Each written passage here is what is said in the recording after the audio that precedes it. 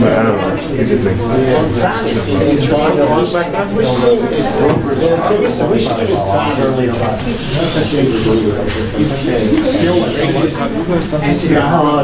It's 40 by 40. What'd you do? Break it already? Hey, it's that. Yeah, I think the walls with your own works. What'd you do? But you can jump off the table. Probably not a good idea. We're not stress testing. Yeah.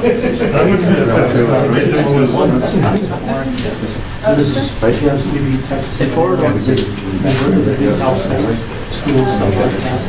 A little city.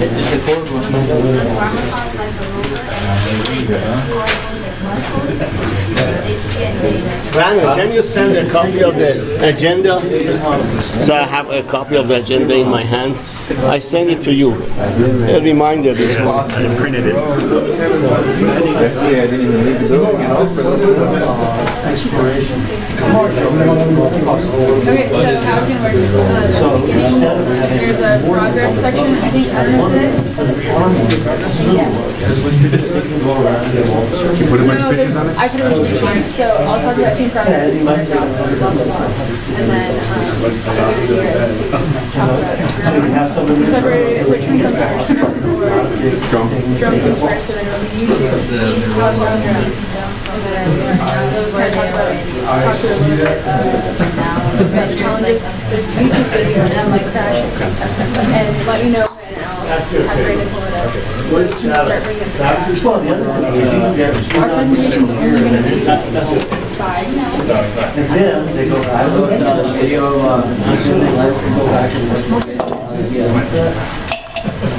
No. So we just have the crashing. You guys can talk about the other. Well, this one turned out. Then after that, then these guys will talk about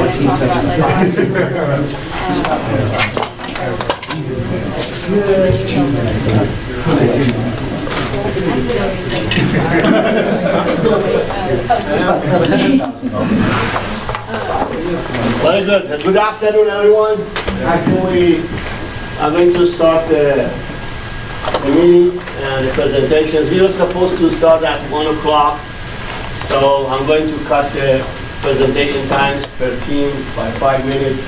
I was planning for 20 minutes per team or per project, so we are going to go for 15 minutes just to make sure that we stay on time. So thank you, everyone, and I'd like to ask Sandy to start our session and bless our meeting with a prayer. Would you please?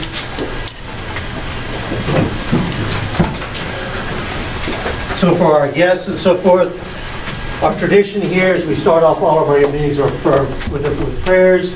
Start off in your native language. I happen to pray in Tibetan, so you can get one in Tibetan. I'll do an English translation of that.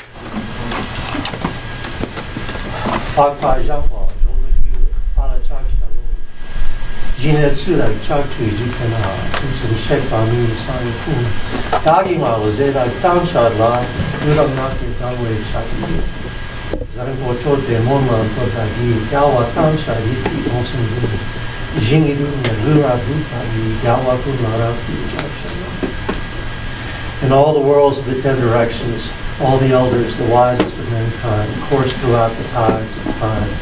I pay respect to them all with pure body, speech, and mind. This powerful prayer of enlightened practice presents all these victorious elders before my mind. Reverently, with bodies as many as there are atoms in all the universe, I pay respect to all these victorious elders. Thank you.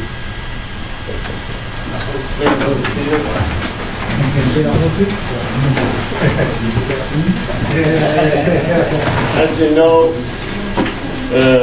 this is our fourth and last meeting, presentations and demos for our advanced manufacturing technology institute, Summer Institute, funded by through AMTSI and in collaboration with 5 top colleges. And Navajo Technical University and SIPI are hosting this, managing the Summer Institute in partnership with the National Lab. And then you will get to learn about, know about our partner tribal colleges. And this is our grand finale, and you will see a lot of this exciting work that our students have done past 8 weeks. So the agenda, as I send it to you, we will start with some introductions. We have some guests here, and also then we move on to the R&D and engineering division of our activities, our projects. We report on 4 projects that we have: the rover project, the drone project, the Alexa, Amazon project, and EasyVR, and our documentation, information dissemination team. So we have 4 project teams that they first report each 15 minutes, and then after that we move to our manufacturing teams. So the production, the engineering and R&D, they have been working for 16 years to get things ready for the production team that they started 8 weeks ago, and now they have the finished products to present. And then after that, we are going to have judging. We have asked our San Diego National Lab partners, our faculty, to sit on a panel, and we have a rubric scoring sheet that we like to judge the drones, which is the finished product, and the rovers, the UGVs, that are partially finished. And it's an ongoing project. So after the judging process, we will have the certificates. We put together some certificates. Dorothy Wester, our chairperson, put together some certificates of completion that we will hand it to our participants. And some thank you cards for our partners, for our companies or entities that they came here for workshops or for field trips. Just in a nutshell, we offered 5 courses, 4 projects, 4 field trips, and about 4 workshops on site. So it was a very busy schedule for the students, and you can tell that they were feeling the heat and the pressure. But always, they were not complaining, because they said that it was challenging, but it was challenging in a good way. And I'd like you to pay attention to the journey that they went. Not so much the final product. They go home with a lot of skills, soft skills, team management, budget management, leadership, and also a lot of communication skills. And then, of course, they take back these products to their home schools, and they will use it for outreach recruitment and continue working with us for improving it.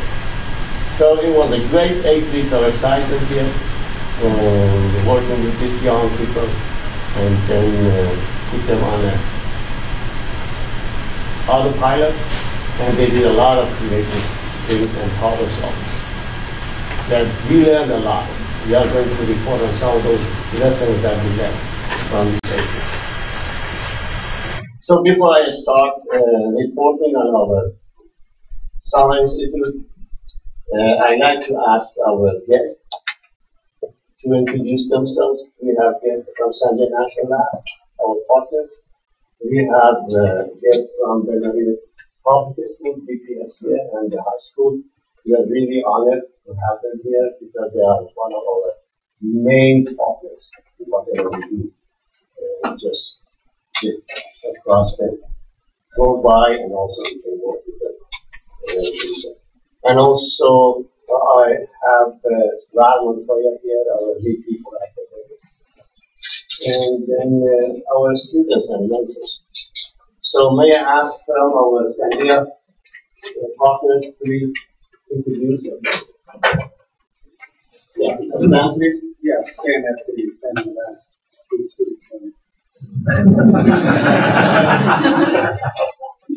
Steve Berger, City Labs, been around too. Thank you, sir. I'm Bonnie, I'm also post op at Sandy. Thank you, sir. And then we have two of the Sandias and interns. So then, where's the Indian and medical program? I'm Katie Hall, and I'm a grad intern at Sunday National Alexander Gate.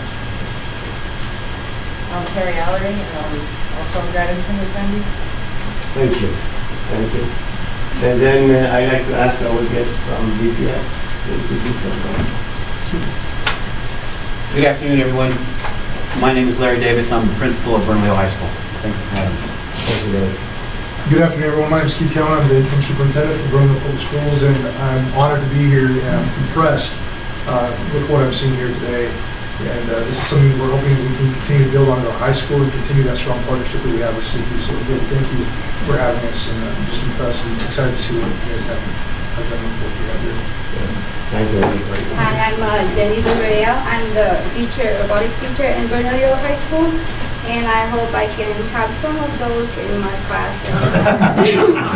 Sandy and Dr. Badi, I know put my name on it. This is for Jenny Lou, and you guys are welcome to come visit us. And if we need help, hopefully you can come and mentor my kids. Thank you. Thank you. That's the intention. Very good. And then before we start the presentations, I'd like to ask for some short summary reports from our partners to listen them, the challenges that we have, and also any plans for the future. I'd like to start from a stand, Dr. Atcitty, to share with us some of your thoughts about the whole process of this manufacturing system. Sure.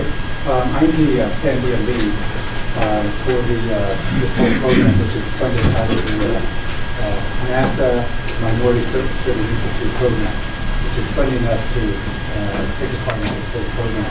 So I've actually recruited the robotics team to be playing part of this whole process. So we have been at the earlier stages of planning this whole event. We brought all these 5 tribal colleges that are actually the 4 tribal colleges to this institution to implement such a plan.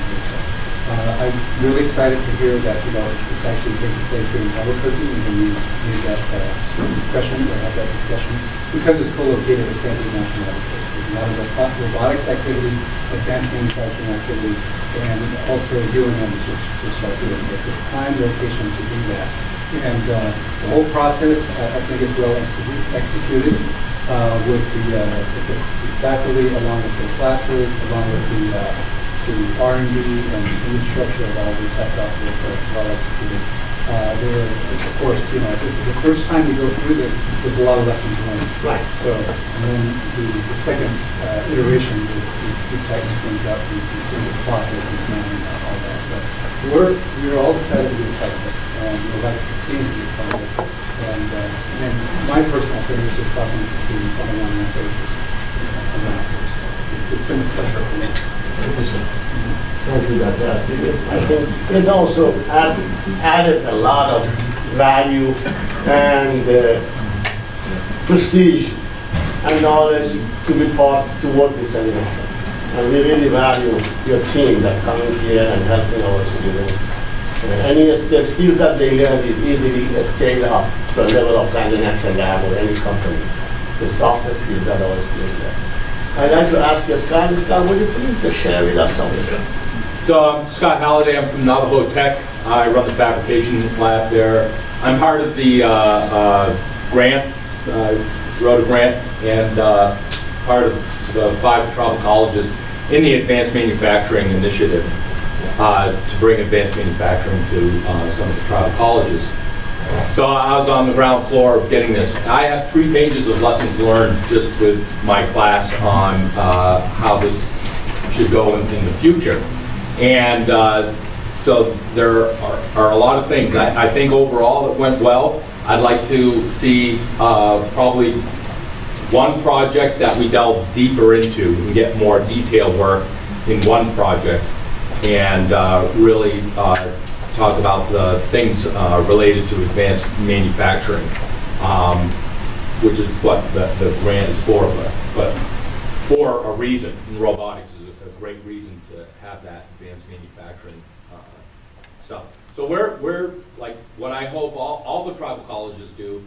We're going to take this drone project back. I'm going to incorporate it in my level 2 CAD course, and we're going to work on some of the things that I learned here in that course. And then I hope to share that with all the other tribal colleges on how to kind of get this into the curriculum and address some of the ground floor things that we should be learning about, at least in 3D printing, things that we should look for, and things that we should delve into very early on in 3D printing. Democratization of 3D printing was done very early in 3D printing, and I don't think manufacturing aspects have gone to the democratization along with it. So most of the time is what you print is what you get. That's it. So there's no inspection, there's no quality control issues, there's very little understanding of what an STL file is and how to control the quality of an STL file. So these students that are here now can be the champion at their home institution, looking at quality of printing, understanding those kind of things, understanding that you don't know what you have until you measure it, and trying to get the quality of manufacturing, because that's what sets us apart in manufacturing, is being able to print or do quality manufacturing above all. I mean, you can manufacture and put out terrible items all the time, and nobody's going to buy it. But you can be a manufacturing that won't be long, but you can be a manufacturing in that way. So you have to have an eye to quality. And I think that, like Stan said, this first go, yeah, it was messy, and we can do a lot better in the next year in tightening up things and getting us together earlier on, so that we have a better flow and better integration in the classes to make this a more successful operation next year. Scott, would you please tell us about the overall grant, which is part of the overall grant? Yeah, so one of the things that, when we applied for the grant, it was to get a better relationship with NNSA labs, National Nuclear Security Agency labs, with tribal colleges, to get the tribal colleges to do the things that would better align us so that we can have internships and just a better working relationship. Each tribal college that was in the grant, Bay Mills, SKC, Cankdeska, Turtle Mountain, and NTU, there were 5 of them, are all at different levels. So some are trying to implement some advanced manufacturing, and some are more advanced in advanced manufacturing. And the goal of this is to kind of create a collaborative manufacturing system. So Bay Mills does composite layout. They make fiber. So, they can make fiber for our printers, fiber reinforced filament for our printers. So we have somebody on our team who we can start doing research on fiber infused filament for our 3D printers and look at strength through that manner. They do layup and all kinds of things like that. So every school has a different area of expertise that we're trying to get, and it goes to local economic development. So what do we do? What can we do so that we can create a business, partner with local industry, so that our students have a flow to jobs or a flow to a lab? So Los Alamos Labs, Sandia Labs, Livermore Labs, Lawrence Livermore Labs, and Atcitty are the 5 that are really working with us. Sandia took the lead on working with us, and then Kansas City has come along, and we expect over the next a couple of years to expand into the other national labs. Thank you, sir. Thank you, sir. So I just, we have a site and there's a link to that. I'll send it to everyone. I'll send it to everyone. So I'm not going to go into the details of the workshops that we offer, the field trips, the projects, and Brandon has done a great job of putting together all these. So I certainly will send a copy of the link to the site to see for yourself that those field trips, the future, and also the workshops that we did. Bullseye and Hamilton, bowling, and people came to on board to talk to our students. So behind the scenes, we had if you include the scholarships that the students received, this was about $175,000 grant. And then we leveraged our other grants. So I think we spent about $250,000. And that's not an easy thing to do when it comes to purchasing, ordering, all these things. So behind the scenes, we have Dorothy Wester, our chairperson, from the federal side of the SIPI, and then we have Sandy and Tanya from the Board of Regents, that they were helping us to facilitate for us to stay on time and finish the project. So Sandy, anything that you want to share about it? We're just very. Administrative announcement? No, I mean, this is actually the first time we've tried anything. In fact, I think it's the first time there's ever been an intertribal college effort like this. So we rather expected there would be some few bumps along the way, but those bumps were all pretty manageable. There are things I think that we're learning from this. We've learned a tremendous amount from you guys in terms of what you've gone through, and that gives us guidance going forward. I think one of the key lessons is I think we tried to pull this together. We gave ourselves about maybe a month while we're still negotiating the grant before we actually started the grant. Then we have basically an 8-week run-in. Biggest thing is this needs actually to be on an annual planning basis. Right. So you're really planning it over the course of the year, and the communications are going out. And also knowing which tribal colleges we're working with, we can then be sending things out to the tribal colleges in advance, so they're getting up to speed with the kinds of things which are going on. These are the kinds of improvements that we're going to look at. I think for the first time around, this has actually been a spectacular success. It hasn't been totally smooth, but it has been a real success. And I know that AHEC is very, very excited about this whole program. We're very excited about this program and want to see it continue to grow. Thank you. Yeah, I think that we need to at least have maybe 8 months of head start. Yeah. For the 2 months of summer institute. We really need to do all the detailed planning. Just be ready when the kids are here, they hit the road and finish it. So thanks a lot, Tanya and Sandy, for all the support you received for doing this.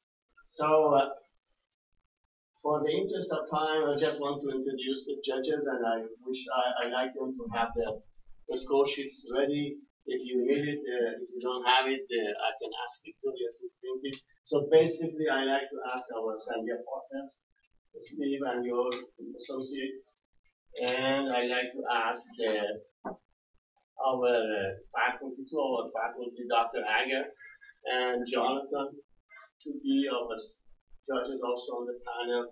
And we were really fortunate. I'm telling you, I'm saying this from my heart, to have these two gentlemen on board with years of experience in industry. Masood has several patents from the oil and gas industry and many companies. Jonathan has spent years working with the corporations, with engineering firms, and we are really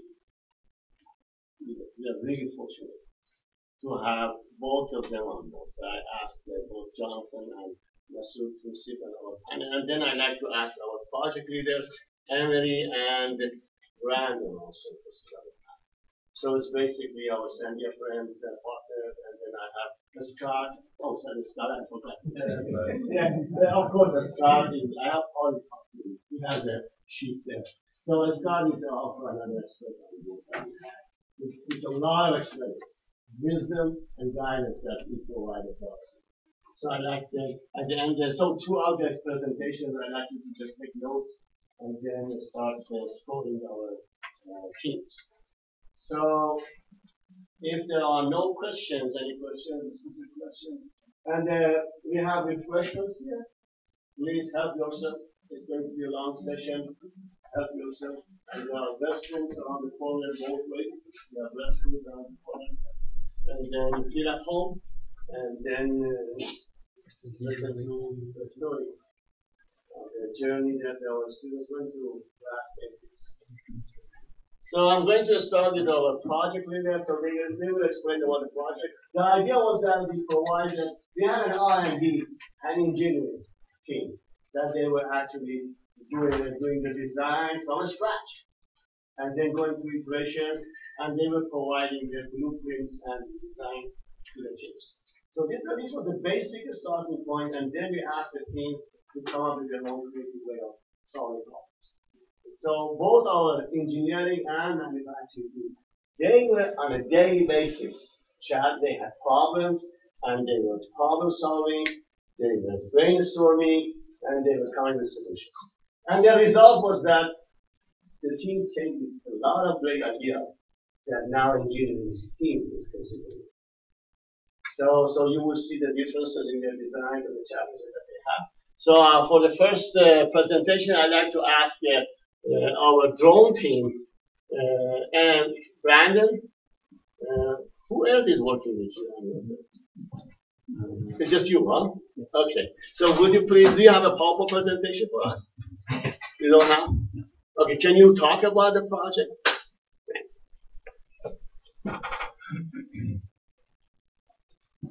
Just talk about where did you start and what were the challenges, where you ended up. Brandon is a graduate of SIPI, moved on to UNM, he's now with the mechanical engineering department, and then we have hired our former students back as mentors, tutors, teaching assistants, and research assistants. Brandon is one of those. This is a good spot. So, good afternoon. I know the drones, we had a few setbacks, or actually a lot of setbacks, but I think the important thing to take away from here is the manufacturing process and experience, and not necessarily the final result. Because you guys gained a lot of valuable experience and like a real world project. Like, you won't have everything delivered to you on time. Not everything will go according to plan, and sometimes your drones will catch on fire. But I think you guys did a really good job on your drones. I'm glad that you guys will have something to take back to your colleges. You guys can learn. You can continue learning about your drone. Probably is, with your own students back at home, you guys can learn about your drone and kind of troubleshoot it and tweak it and make it better. We didn't actually get to fully implement the surveying, so that's something that you guys are going to have to work on your own. But there's a lot of resources online that you can use. It's the same resource that I used when we were building Jerry. Yeah, I'm really glad that you guys got at least some experience in these propellers around upside down.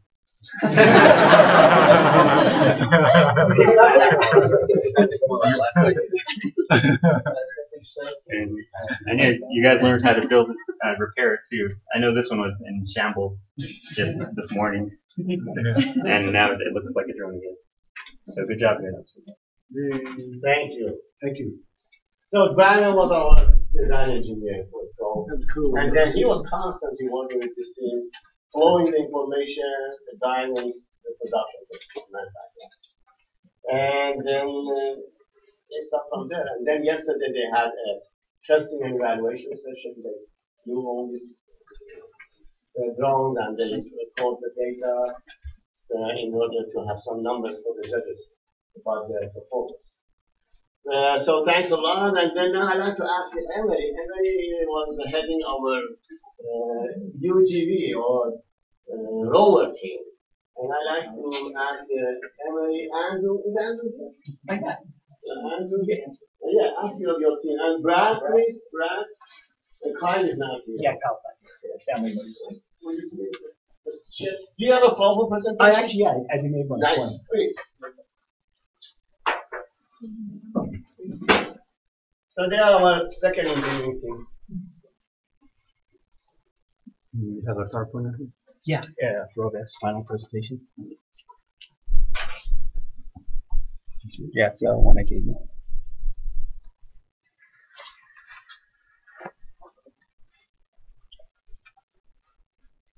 You can touch the screen.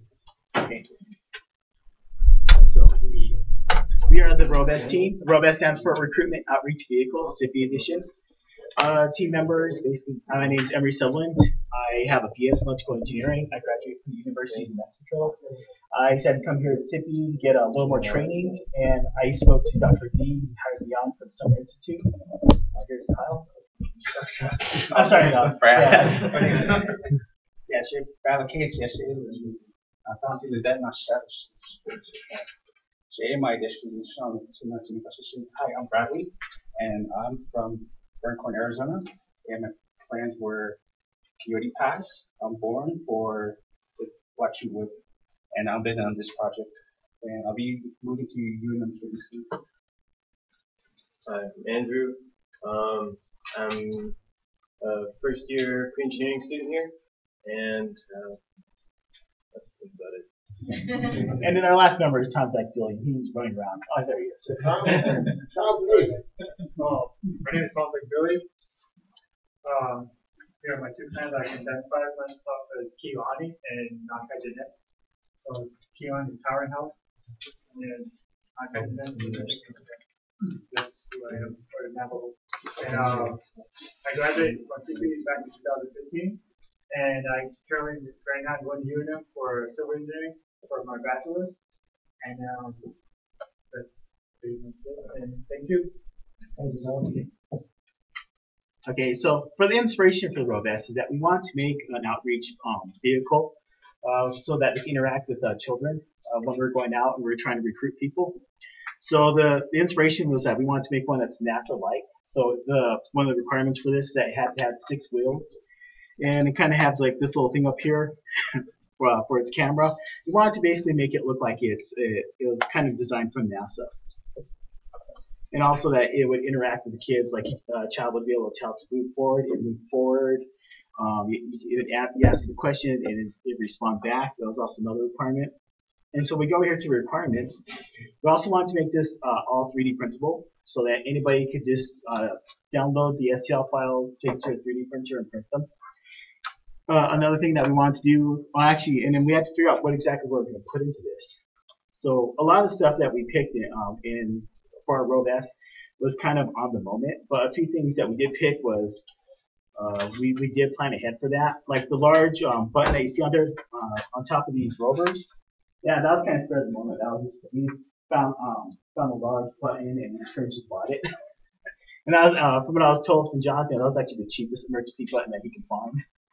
And then the NUC that we have in there, the Intel NUC that we selected, we decided to use that because in the future we like to make this ROV-S autonomous. And we weren't too sure if we could actually reach full autonomy with an Arduino Pi. So I'm sorry, not a Raspberry Pi. Yeah, because we a lot of our inspiration, a lot of our knowledge that we obtained for programming the robot operating system ROS, it came from Swarmathon. And with the Swarmathon, there was a lot of problems trying to get our just little swarms to do what we wanted because we ran out of CPU utilization. Basically, we were maxing out the processor. We were maxing out the RAM. We were overworking the processor a lot. So we decided to go ahead and go with a fairly strong little microcomputer, which is the Intel NUC. So, okay. And then over there was supposed to be some solid modeling designs, but as you heard earlier, Kyle was actually he had a family emergency this morning, so he couldn't give me his slides. But here's a few things that we decided to go ahead and purchase. Little Molex scrimper that everybody loves here, I know that. And then this wire and the Arduinos. Okay. So some of the initial testing. So initial testing, we really didn't know how large these ROV-Ss were going to be. So in the initial testings, they're actually fairly small. They weren't that large. And a lot of things that we learned from that is that we wanted to go ahead and make it bigger because when we saw after the very first prints that it wasn't that big. We wanted to make it a little larger to accommodate the Intel NUC and the Arduino. The Arduino. And what we did is that we went in and pretty much scrapped everything you see right here for this new design that you see on many of these tables. And along the way, we decided to go ahead and we found problems in the original printings that we had to go ahead and redesign. Kyle and Brad here had a lot of redesigns for the ROV-S. And right here is just some of the things that we're going through, such as assembling and wiring ROV-S. Did you just skip a bunch? Yeah. Yeah. We skipped like 4 slides.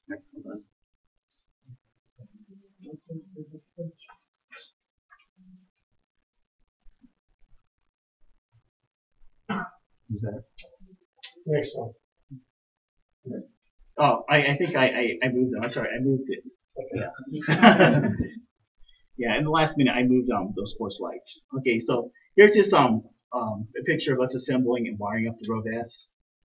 And then from there, here's the 3D print times. I want to go ahead and put this up. I want this little disclaimer down at the bottom. I'm sorry, I accidentally hit the screen. Disclaimer said that those print times were for a 10% infill. So if you're using more than 10% infill, your printing times will be longer. So we estimated 83 hours, 45 minutes for the print time. Well, actually, a total of 1,400. I'm sorry, yeah, 83 hours, 45 minutes. So if you're using like a 20% infill, that number probably will double. Yeah, that's really what we got from the whole thing and how much it weighs. Yeah, we calculate everything. And then right here is Brad, Tom, and Andrew. They were working on this right here. This is basically the wiring schematics. Yeah, they wanted a manual for it, so anybody could actually build one of these. So we actually asked Jonathan of how to make a manual, from start to finish. So we began with the wire diagrams first, so they can get an idea of how to wire each of these motors to the NUC or to the Arduino, and the Arduinos to the NUC, and for the head as well, and how to solder and wire each of them. So then after our initial drawing, our wire diagrams, we gonna go forward into our initial design, our final design on our rovers, which is we're still working on because there's a lot of improvements we had over the course this month. Yeah, so what we've been using, instead of GitHub, we've actually been using a Gmail account. That's where we store a lot of our ISO drawings. This will be made available to people once a lot of the ISO drawings are finalized. We even included the drawings, so if they need to make any type of improvements on these drawings, they can. And then right here, there's still time for improvement. Because right here's our ROV-S. This was made. This picture was taken about I think 3 weeks ago, and then since then we've done more testing. So we thought it's kind of together, but not totally together. There's some things that we found. Could you play the video, Brendan? So one of the things that we found out was a problem was this little cylinder right there. So what would happen is that when you use the tool, it sometimes strips the little screw. So when it strips it, we basically want to make it so you can go ahead and remove it and replace it. So we enlarge the holes for that. It's not blank. No, it says unavailable. Okay. So basically most of these are unavailable. Can you play this one? Yeah, that one's unavailable. Okay, so this file is pretty cool. This is where we're actually testing the ROV-S. So it's driving up the stairway, but as it's driving up the stairway, you hear this loud crack. Loud crack is because the rear steering knuckle broke. That forced us to reinforce the outer part of the steering knuckle. That was one of the design faults that we saw, or design problems that we saw. Here is another one. I didn't even touch it that time. You can go back one more. Right. So for this one right here, what we're seeing is that the steering knuckle is falling out even though we're tightening it. That led to another problem. So this led to this design right here. Basically, what happens is that this little red piece right there, you tighten that to the motor, and then this bottom piece right here, you slide it in there so it locks in there.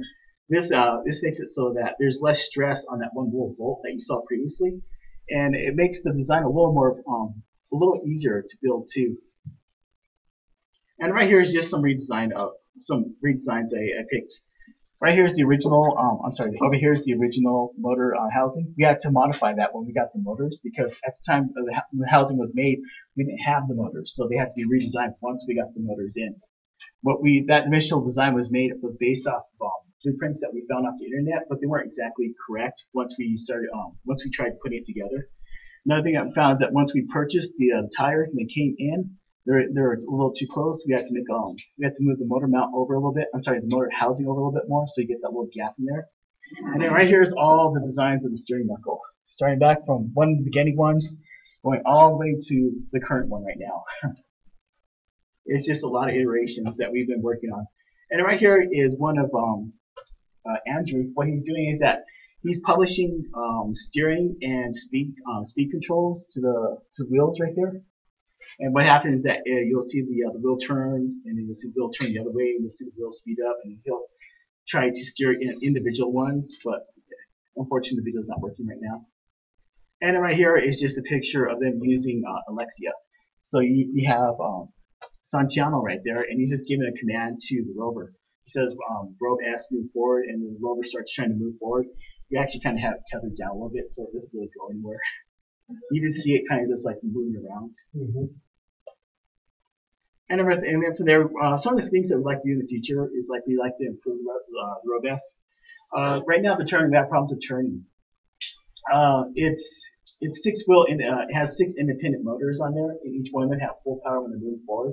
So when you're turning, in a normal car, you have a differential. So when you turn around a corner, the inside wheel turns at a slower speed than the outside wheel. The outside wheel speeds up. The inside wheel decreases in speed.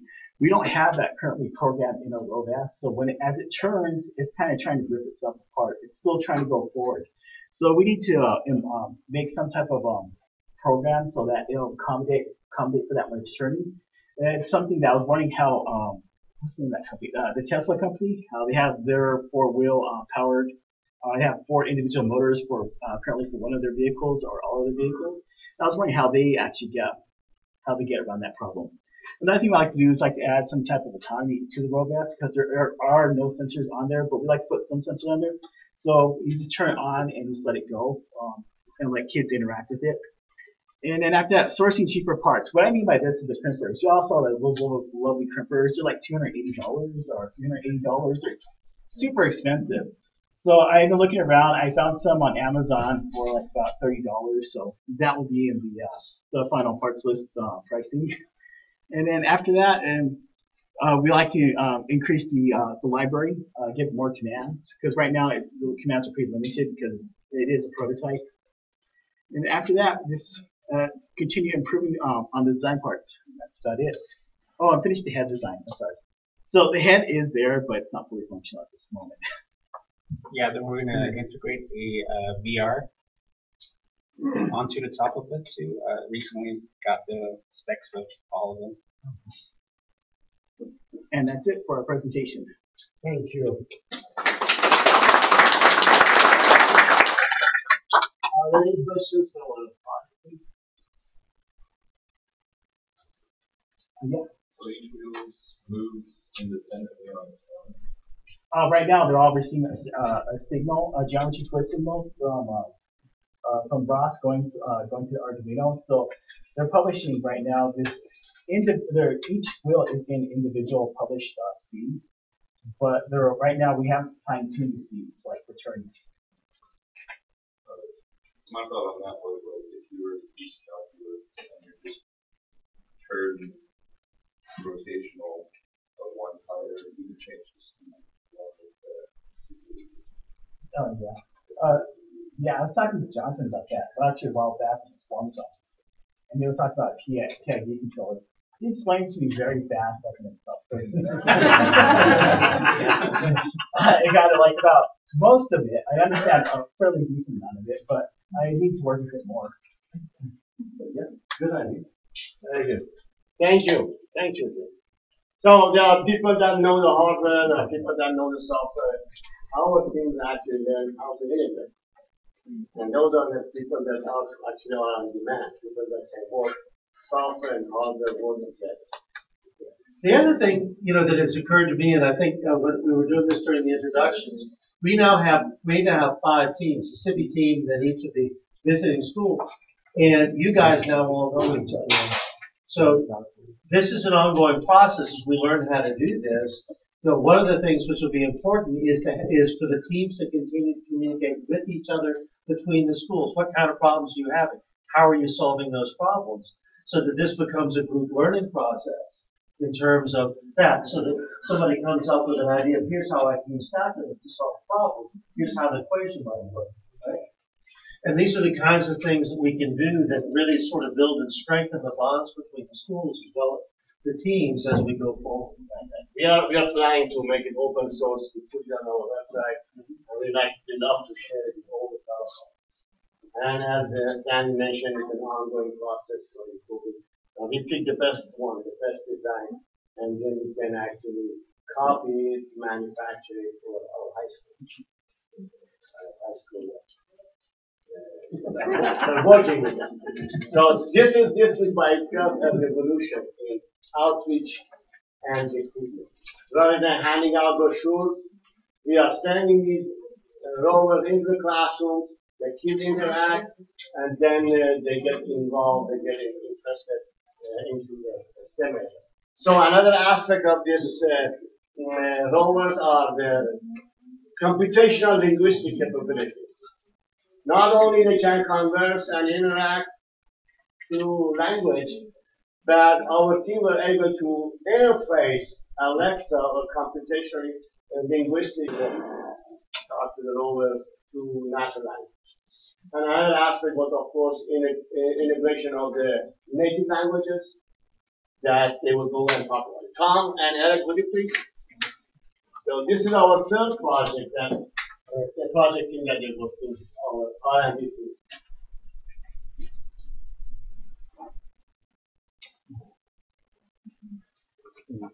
Just a second.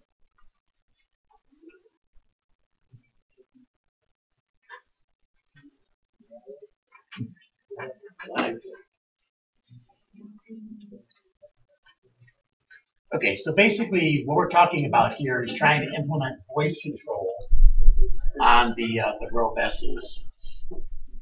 So we basically had a team. We have NAVCaR, basically was a project that I had worked on in a previous life that basically sort of took a look at using native languages. And then we also jumped onto Alexa, because Alexa basically is a really nice tool.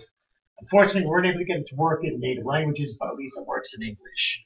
And so, I think you've already seen this picture of the rover. Whoops, touched it. And then we also have the original sort of NAVCaR, which is basically just a very, very small, low-cost vehicle. It basically has sort of the easy VR approach that allows us to build in this native language capability. So basically at a high level, I just wanted to run quickly through the development of this. For basically, for Alexa, there were really 2 portions of the project. One was first taking a look at Alexa, trying to understand its capabilities, and then get that implemented into the ROS operating system that's running our ROV-S. And so in order to do that, we basically, and Eric, I know, spent quite a bit of time sort of learning the Alexa skills and methods and implemented these new skills in order to answer the sort of frequently asked questions, part of the voice actuation. And I think in a little while he'll actually be demonstrating that. And basically, we also spent quite a bit of time to know if we could actually use Alexa to actually recognize native languages. And so I know we did talk with some of the Amazon folks, and we haven't found a good way to do that. So in effect, we're basically sort of incorporating the EasyVR module from our NAVCaR in order to provide that capability. And then we basically, the next step was really trying to integrate the ROV-S or the Alexa into the ROV-S ROS operating system. So in effect, I know I'm not a ROS expert, very quickly learning ROS, but not fast enough. And luckily, Eric basically is a really proficient, in ROS and growing in that. So what we're able to do is sort of work through the integration process. So the first part of that process is really trying to understand what are the requirements on ROV-S in terms of communicating with it. So looking at the architecture of the ROS communication, look at the topics, okay, what needs to be published, what needs to be subscribed, and then getting all that implemented. And so we basically had a couple of meetings to basically define that, and part of it is still on the board over there as part of that discussions. The second part of that is really trying to interface, okay, the Amazon Alexa, okay, using to match that architecture that we need to communicate to the ROV-S. And that is where sort of Eric did a lot of the capabilities for that, and basically, you know, sort of actually doing the final implementation for that. And then finally, sort of mechanically mounting the Alexa dot, okay, to the ROV-S. And so basically, that sort of was the development program that we followed for the Alexa part of that. We also, is there something you wanted to add to that? Or yeah, the next slide has more information. Okay. Okay. So basically, the other aspect, okay, that was for Alexa. Okay, for the EasyVR or NAVCaR portion, we actually followed the same exact sort of development flow.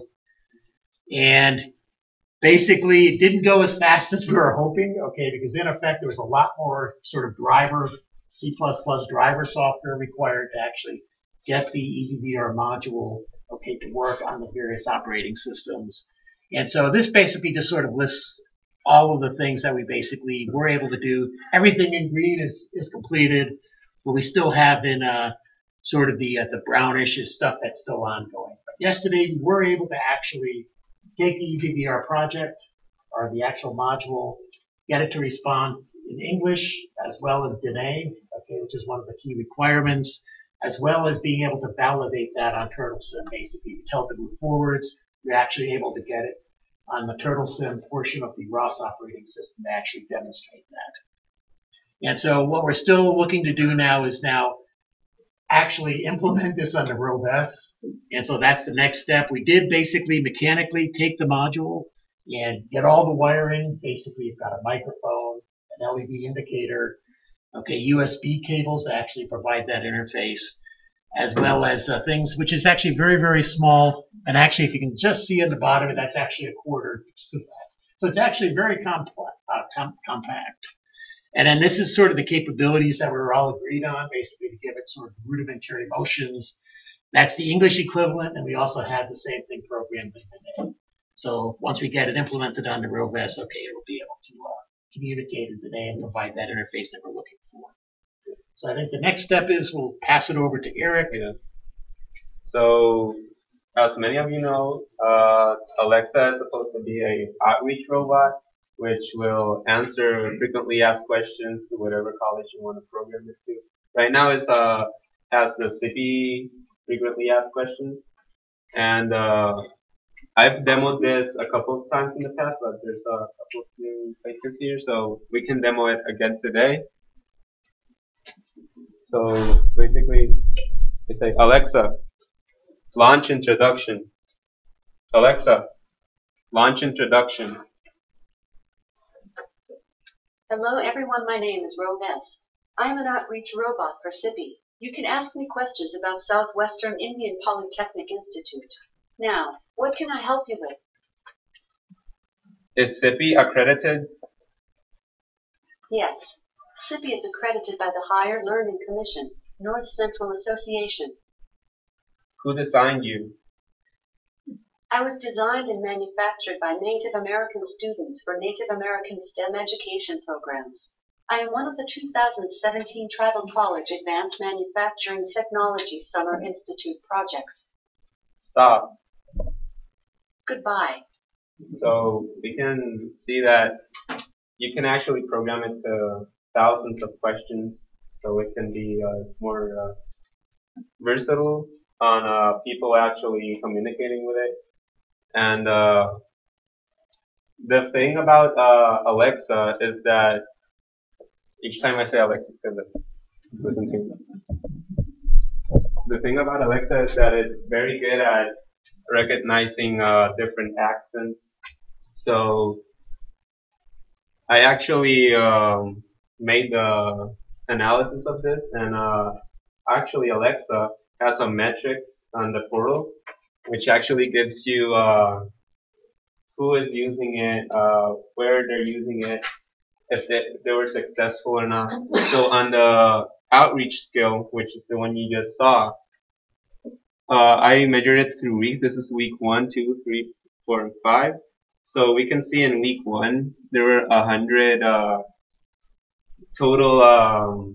They call it utterances. So only 2 failed, which because we were actually just testing it out, and 98 of them were successful. So it's 98% accurate, and on the rest of the week it was 100% accurate.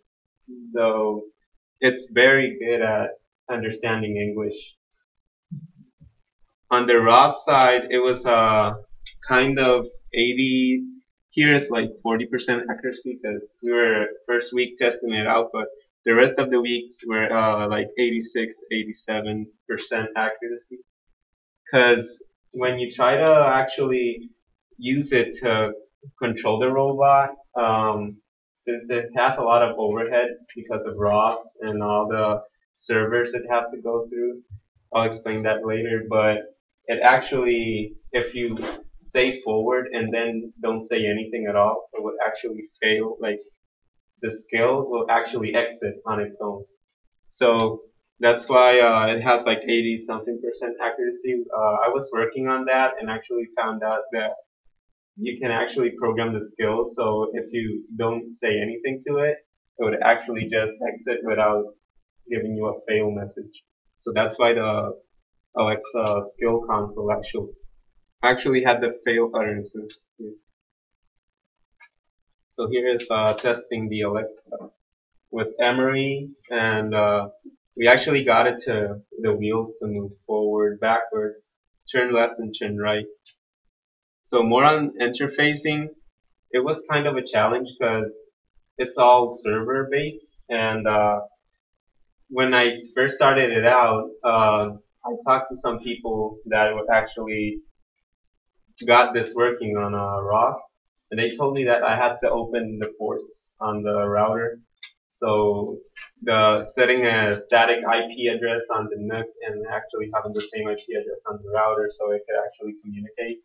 But I said if this was going to go to different colleges, like you don't have to actually open the ports every time and do all that. So I found out that there's a tool called BST proxy server, and you can actually run that on the NUC, and it actually works as a server. So you communicate through Alexa first, go through the Alexa service, then go into the proxy server, and actually execute the skill without having to actually do anything to your router. So you just have to have that tool running on your NUC. This is how it works. So you run it. Can you go back, Brendan? One slide.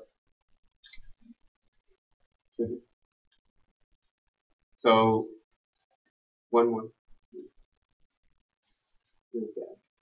Yeah. So when you run the actual server, it gives you a URL. So you actually use that URL on the Alexa skill console. So it doesn't go through the actual Amazon compute system, which is AWS Lambda. And you actually use this tool as your compute system. And it actually gives you all the debugging stuff that AWS Lambda does. So it's pretty neat that these people actually developed a tool so you can communicate with ROS without having to go through Amazon services. And this was testing it on the actual turtle simulator. So I said test turtle, move forward, and actually moved. So this proves that it can actually be, Alexa can actually be used to communicate with everything that's ROS based. Just you have to have the topic that's actually moving your robot and the message.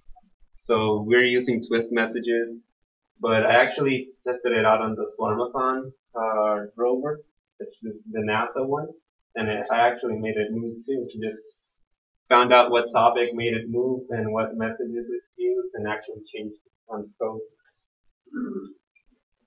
I made a GitHub with the code, so anyone who has ROS installed into your Ubuntu computer can actually control TurtleSim with Alexa. So there's the code and a pretty good README with all the instructions you need to actually get that working. And yeah. Very good. Good question.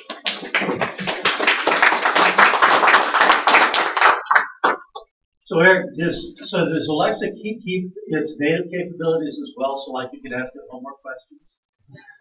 Yeah. So it still does. It yeah, still has whatever actually Amazon has it programmed to do. But I talked to Nima about actually having one skill calling another, so you don't have to actually exit the frequently asked questions field to actually move it forward. Mm-hmm. But he said that that's not possible right now, but they're working on it.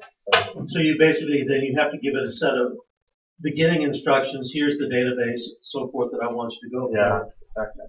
So you're focusing on the new language first?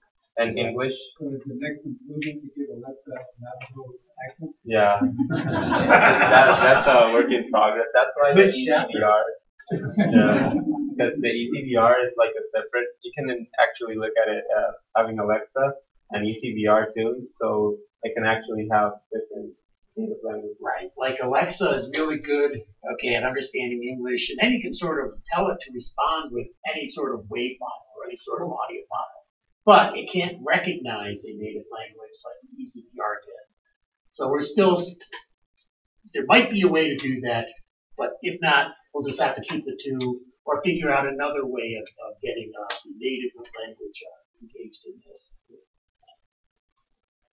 Questions? Just thank them. Some administration. First, I'd like to ask everyone to touch yourself. Be informal.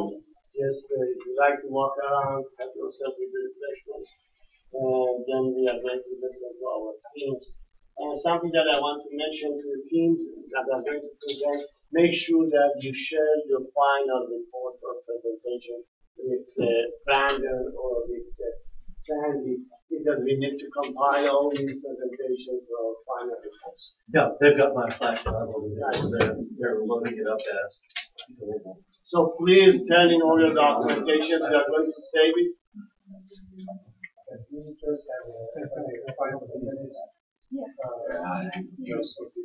Sure. You mean, okay, something the team presentation? Okay, so, Brett? Okay, certainly. Let's take the 10 minutes break.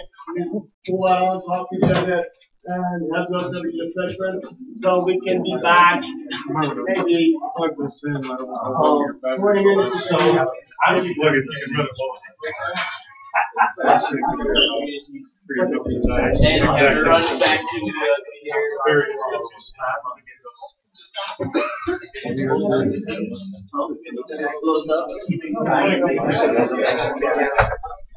Brandon, can you go to our presentation? Let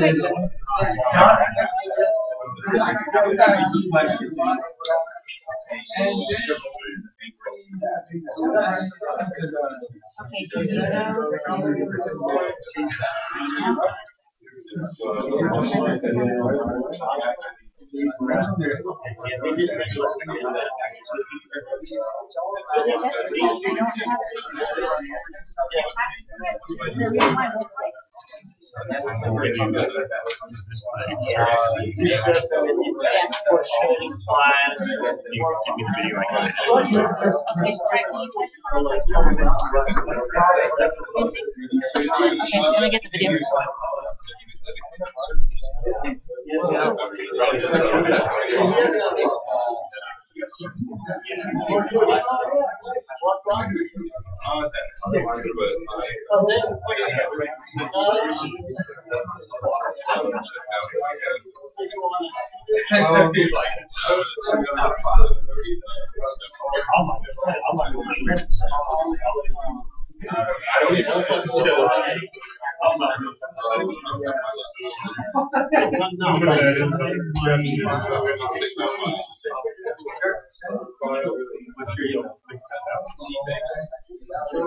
So probably again, we're going not fast, so bad.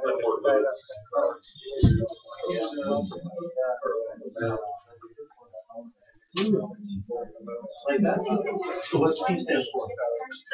Parents.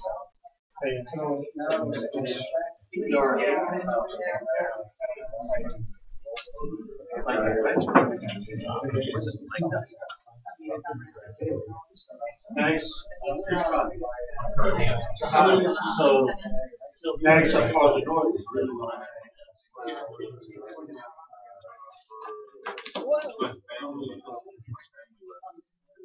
Did you get that on camera? Smooth. Did it work to use that Facebook link?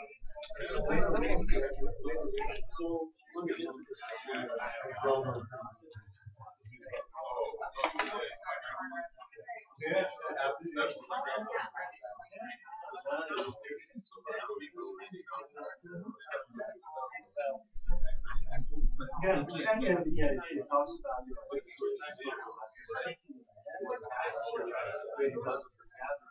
pretty short so you should delete the other presentation. So he got it. He said he's gonna go get it. This one they're doing it's not back. Where is it at? It'll be here, so we can just talk about it. That's why we have these things. As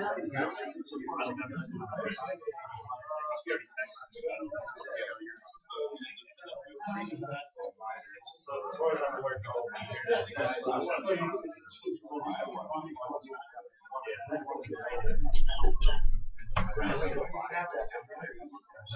we want to be the first.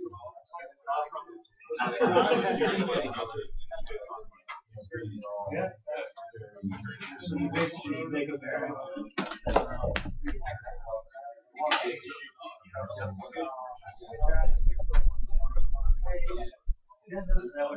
And you know that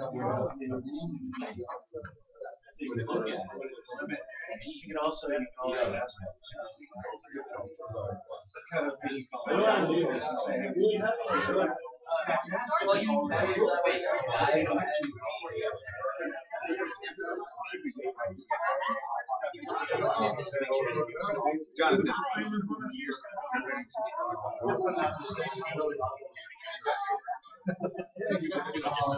Jonathan, I have one more, but you can get your event.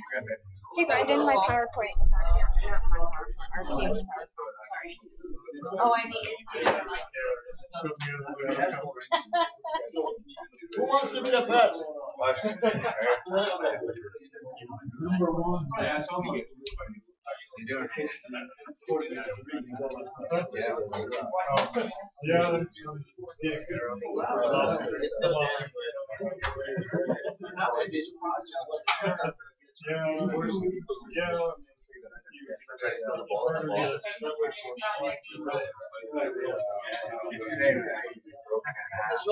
Oh my gosh. Wow.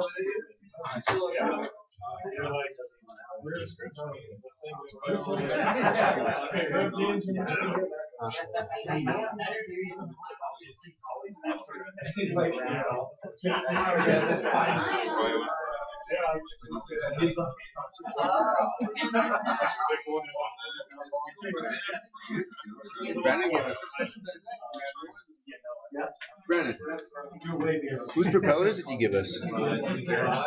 Huh? Oh, alright. You can see, we're trying to see we stole theirs.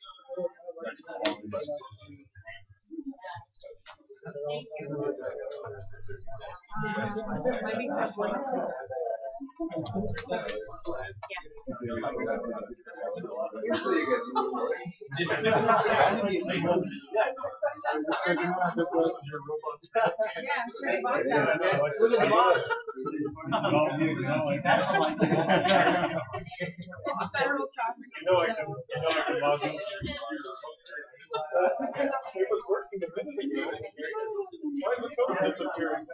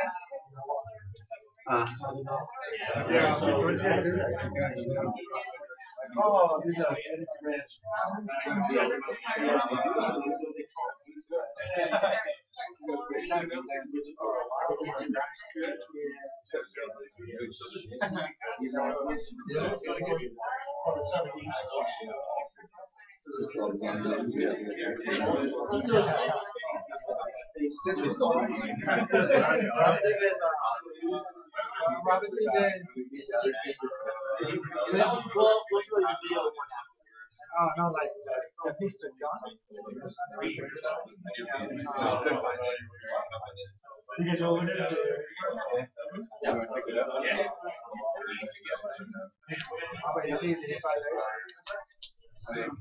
Must have identified you. I was not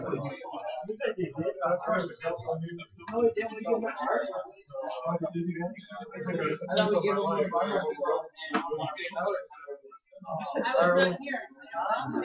Everyone different color lens.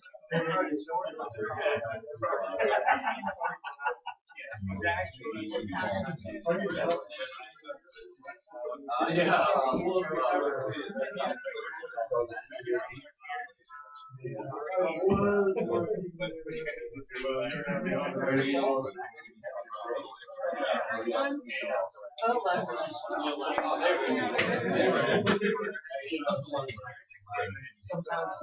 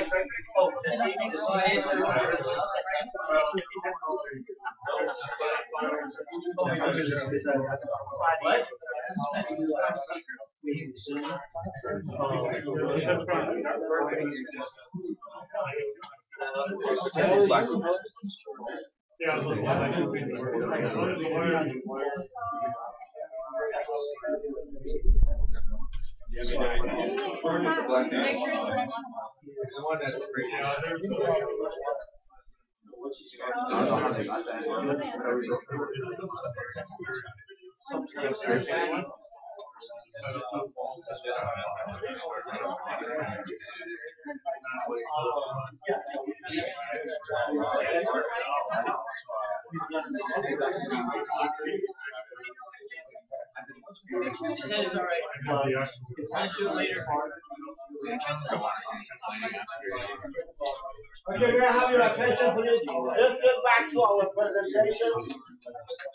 So we are going to have 4 15-minute presentations of 4 colleges, and then after that we follow up with the certificates and also we have some gift cards presents that we will give it to people, and then we have always a tradition of going in front of the building and take a group picture. So that will end up with a group picture that we will take it in the front of the building. So the first team that is going to present is Turtle Mountain. Without, yeah. And then well, I like to ask the teams that be informal, be relaxed, entertaining, share enough information so judges can actually have some idea about your process of problem solving. So tell us about your failures as well as your success and the problem solving that you have, the skills that you learn in terms of solving and anything, harnessing, 3D printing, and also your plans for future when you go back to college. That's important. So be informal, be relaxed, and then share enough information so judges can have some ideas about your project. Please, thank you. Can we push this to the right? Those who are taking rubrics, non-highlighted areas will be pretty much this is where we start. But anybody got a rubric? Yeah. So Emily and Grant will make sure that you have your Jonathan, Masood, and our Sabine. I'm blocking it? Right now, still? You're blocking me. Okay, you guys are I'm gonna be up on stuff. Alright, I'm Kyle Greener, from Turtle Mountain, Belfort, North Dakota. We all attended or attend AMTSI. I'm transferring to NAVCaR for my civil engineering bachelor's. I'm Anthony Horning. I am currently working on my pre-engineering degree at Turtle Mountain Community College in Belfort, North Dakota. And the next few years, I hope to eventually be going to NDSU to pursue a computer engineering program. I'm Trey Blue. I'm attending Turtle Mountain Community College as well. Plan to attend NDSU in the spring and continue going for my civil engineering degree. I'm Walter Lauren. I'm from Turtle Mountain Community College as well. I'm a sophomore for the pre-engineering program there, and I plan on becoming an electrical engineer from NDSU after that. I'm Tanika. I'm not a Turtle Mountain student, but I'm a student here at SIPI, and I am in the pre-engineering program, and not quite sure exactly what I'm going to do next, but I'm the team leader, I said that already. And really quick,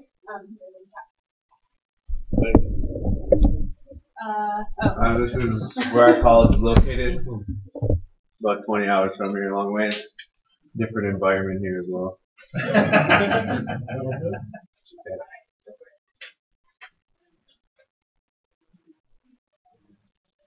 All right, so really quick, just some team progress. So through this process, I am new to project management personally, so it's been a bit of a learning curve for me for this last 8 weeks, trying to organize things and keep everything on a timeline that's executable. So these guys have been awesome. They're very, very, very motivated and always putting in extra hours and staying late and just working really hard to get things done. And I've seen a lot of growth from the 4 of these young gentlemen, and it's been really awesome to see. So there's just some pictures that we put up from the past, since the last presentation. So a lot of it is pretty advanced based compared to the ones that we had before. But it's been a lot of fun. So go for it. These guys are going to take over. Thank you. The drone we had put together for the last about 3 weeks. Minus having to take it apart multiple times along the way. One from a pretty fatal crash that was technical error.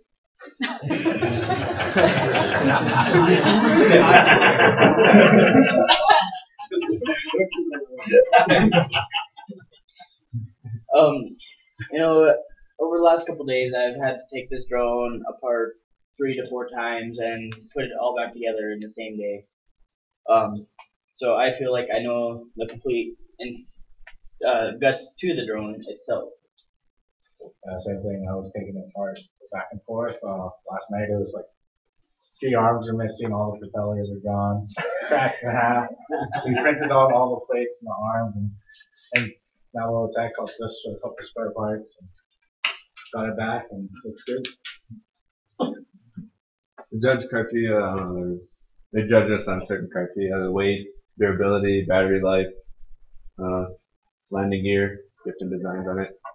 And that's how they judged us on it yesterday while we were flying. As you can see, the waypoint, speed control, problem solving, presentation. Ours was, lasted 3 minutes about it and went down. But with the problems, and you guys had mentioned to us not to fly it over a minute and a half because of the motor problem we were having. And it was at 3 minutes, so we exceeded that and it went down. But yeah. It already had flipped before that prior. Like for pilot error, it wasn't technical error, it was pilot error. Anthony tried to flip. We have some video coming up, so.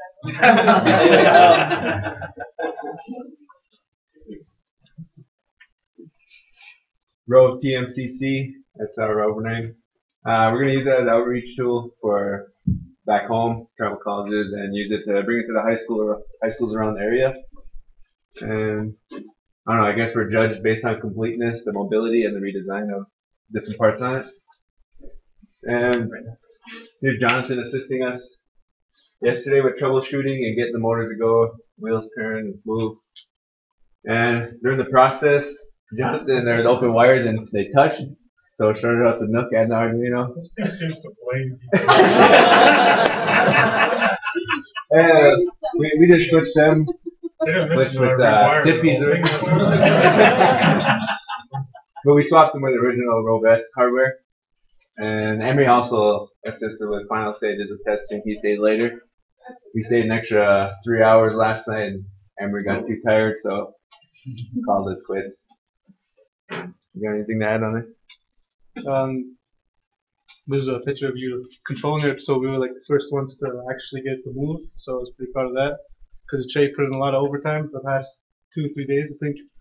He stayed till about 8, I think, the past 2 days. Yeah, it's pretty satisfying to see it moving after, you know, it's a long time on it. Yeah, so after our downfall with the drone, it kind of felt good to be first place kind of with the rover. Do you guys want to show the video? Wait, no, just is it good? Or I don't think it works. we can try it in. You can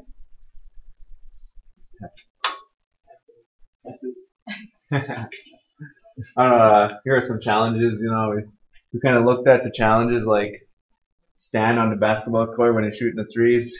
If he misses, he keeps shooting. You know. And goes in. So we took our challenges. We messed something up. We kept trying and kept going for it. And one of the things that happened with the 3D printer that we were assigned crashed, and we moved to the Z18 and ordered a new extruder, waited for that to come in. But that kind of gave us an advantage because then we had 2 3D printers and got to print multiple parts. And this was another problem we had. I don't know if they didn't order enough or our team just messed up multiple times. But we needed the 100 mil female terminals for the rover. And we waited, I think, a week and a half, 2 weeks for those to come in. So we finally started working on that. And learning new programming languages and designing the UAV landing gear. Do we have prototypes? But so landing gear didn't really help the fall? Yeah, it did help the fall. But I don't know what could have helped that fall. A bubble? I don't know. But that was pretty bad. Do you guys want to do the YouTube video? Yeah. So here's a video of why our landing gear didn't work. Round 1, Anthony versus TMCC.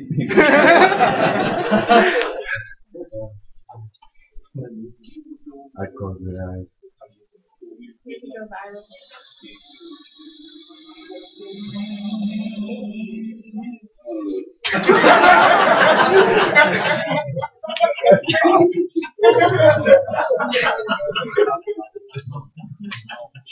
That was another problem we had. But we built it back up again, you know, and it flew after. Okay, when you That's what I did right there.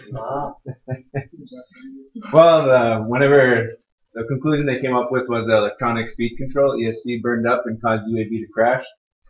But Anthony was controlling the drone at the time, and we replaced the ESC and the pilot. After replacing the ESC, one motor kept overheating, and I don't know. I don't think we didn't solve that problem, but we tried to switch the motors and then switch the ESC so it had different connections going through each other. That didn't work. Obviously, it went down. So the plastic would just get really soft, and like the motor would go through the plastic, or also like whenever it crashed, we were figuring that maybe the plastic was melting and the motor started turning.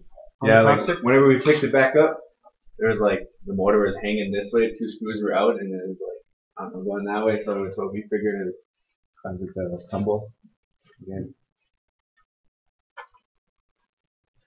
I think he said something else. Anthony made we didn't have the material like make the plates for the chassis. So Carol had to cut out plexiglass for it. So that's why ours is clear and translucent. And that was actually a problem-solving technique or option that they decided on. We were printing, and we tried multiple times to print on various printers the plates that we needed to make the box. So it just wasn't really working out. So in the name of time, Kyrell came up with a really good idea to cut out plexiglass, and he did a good job of assembling it. And there's Anthony's line right there where he assembled the drone multiple times. Yeah. Apparently he's an expert. Him and Kyrell are experts at putting it back together. Is that basically it? No, there's, you can go on.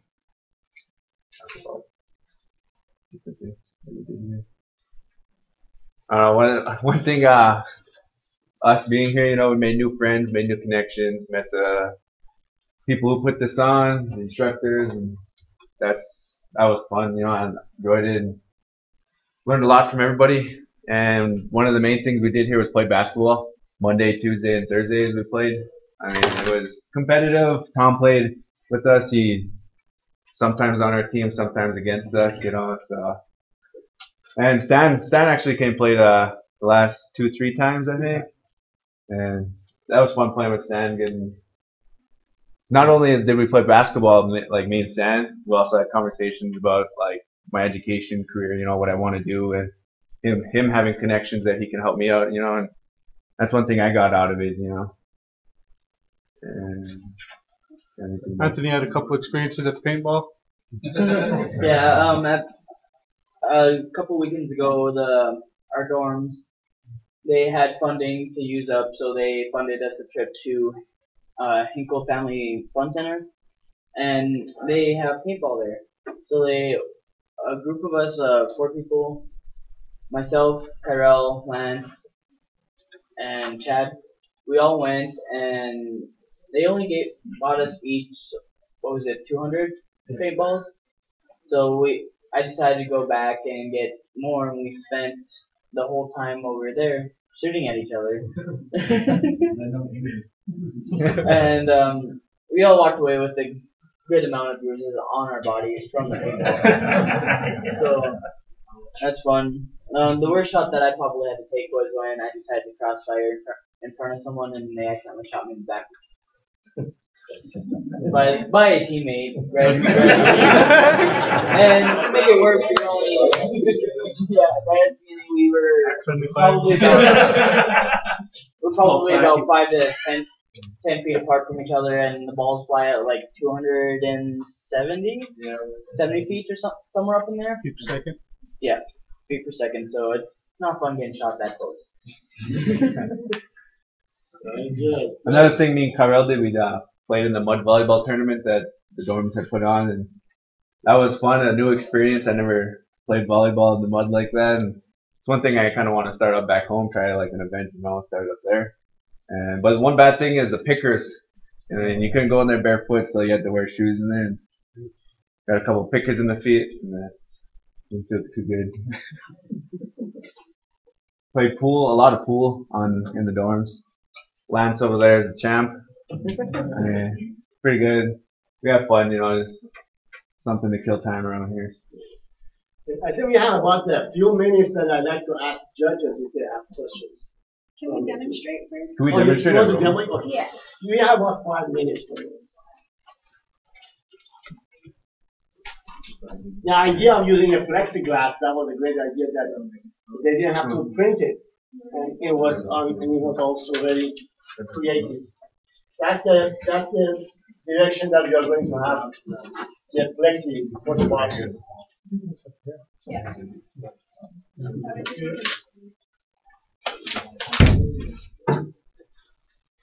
So this took a lot of really hard work and focus. And as you can see, we still have yet to assemble our head, but here's our makeshift overhead.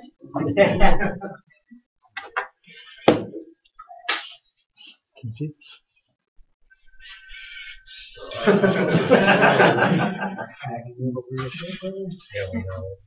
No. Yeah. It's our rover.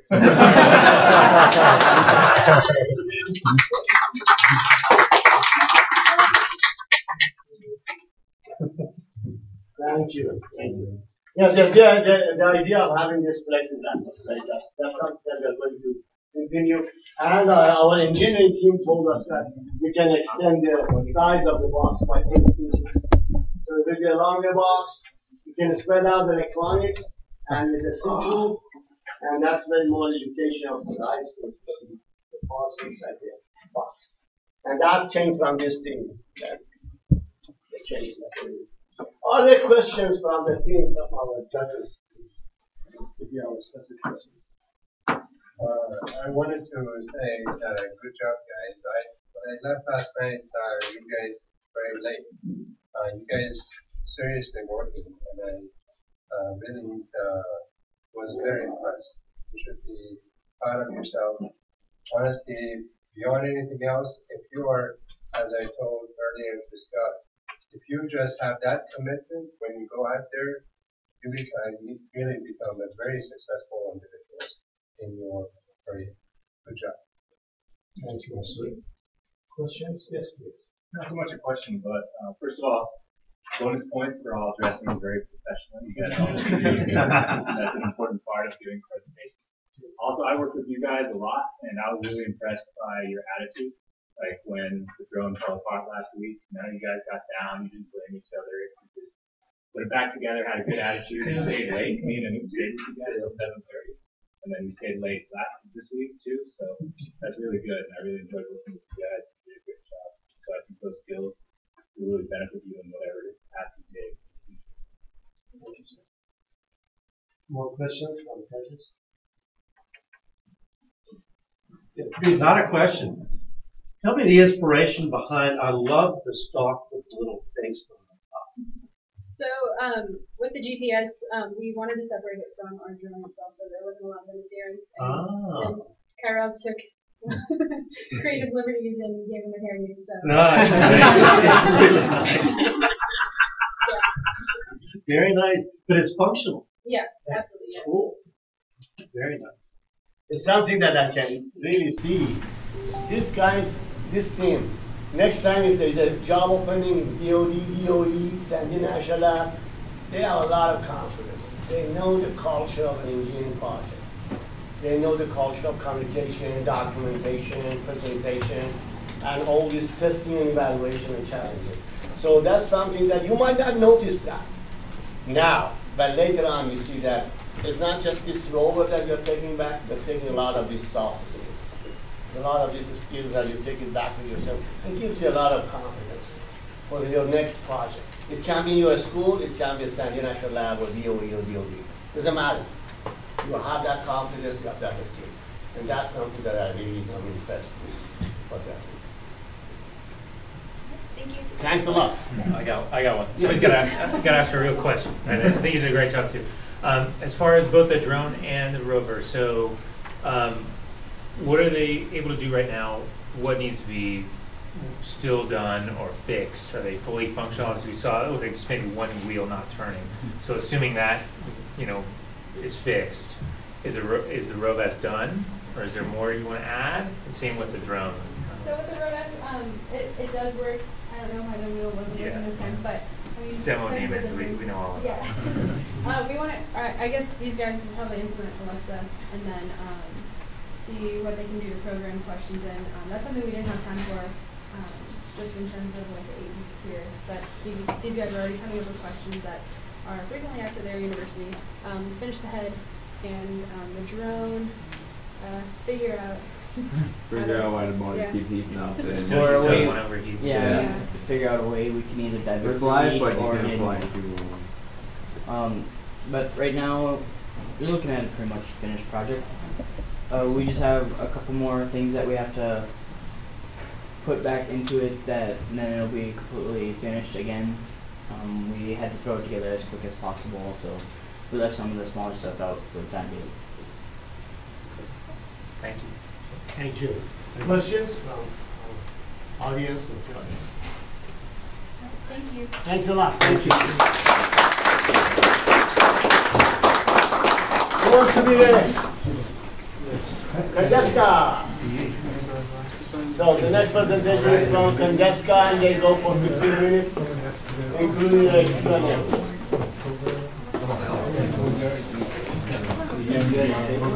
Right here.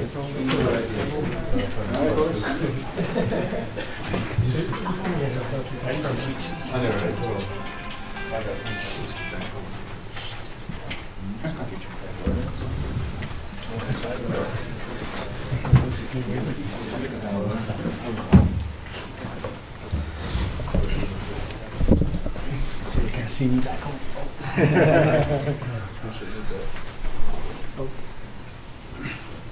Is that the background for Shadow of Chernobyl? It looks like it.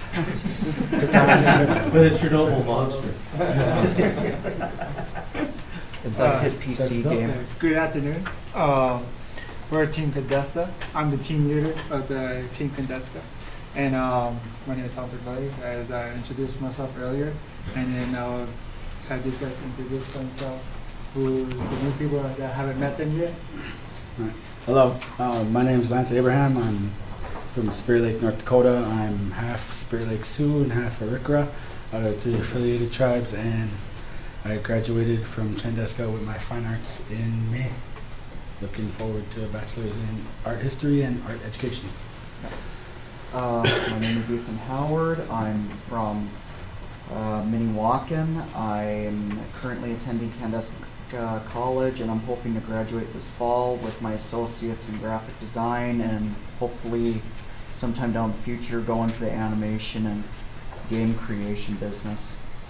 Thanks. Chad DeMars, majoring in accounting at Naval State, starting next week actually. That's about it. My name is Dana Alpora. I'm Zuni, Menominee, and Dakota Sioux. I'm going for mechanical engineering, and I'll start at NDSU next semester in spring. Good. Okay, the ROV-S this summer was to build the same bucket kit as you guys saw earlier. Pretty much you guys pretty much know what we're going to build this summer, the ROV-S and the drone.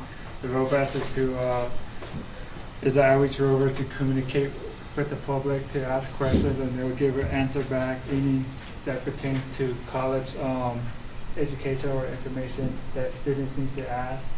Just a straight up questions, like personal questions, like how much does the dorm cost, and what kind of degree does this college have, how long does it take to graduate it, and any questions they'll ask to get detail or personal information. And then for the drone,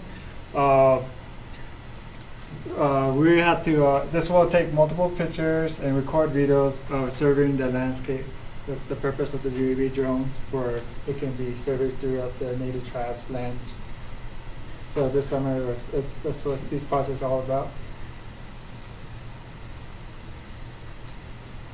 And you guys can talk about the ROV-S. Okay.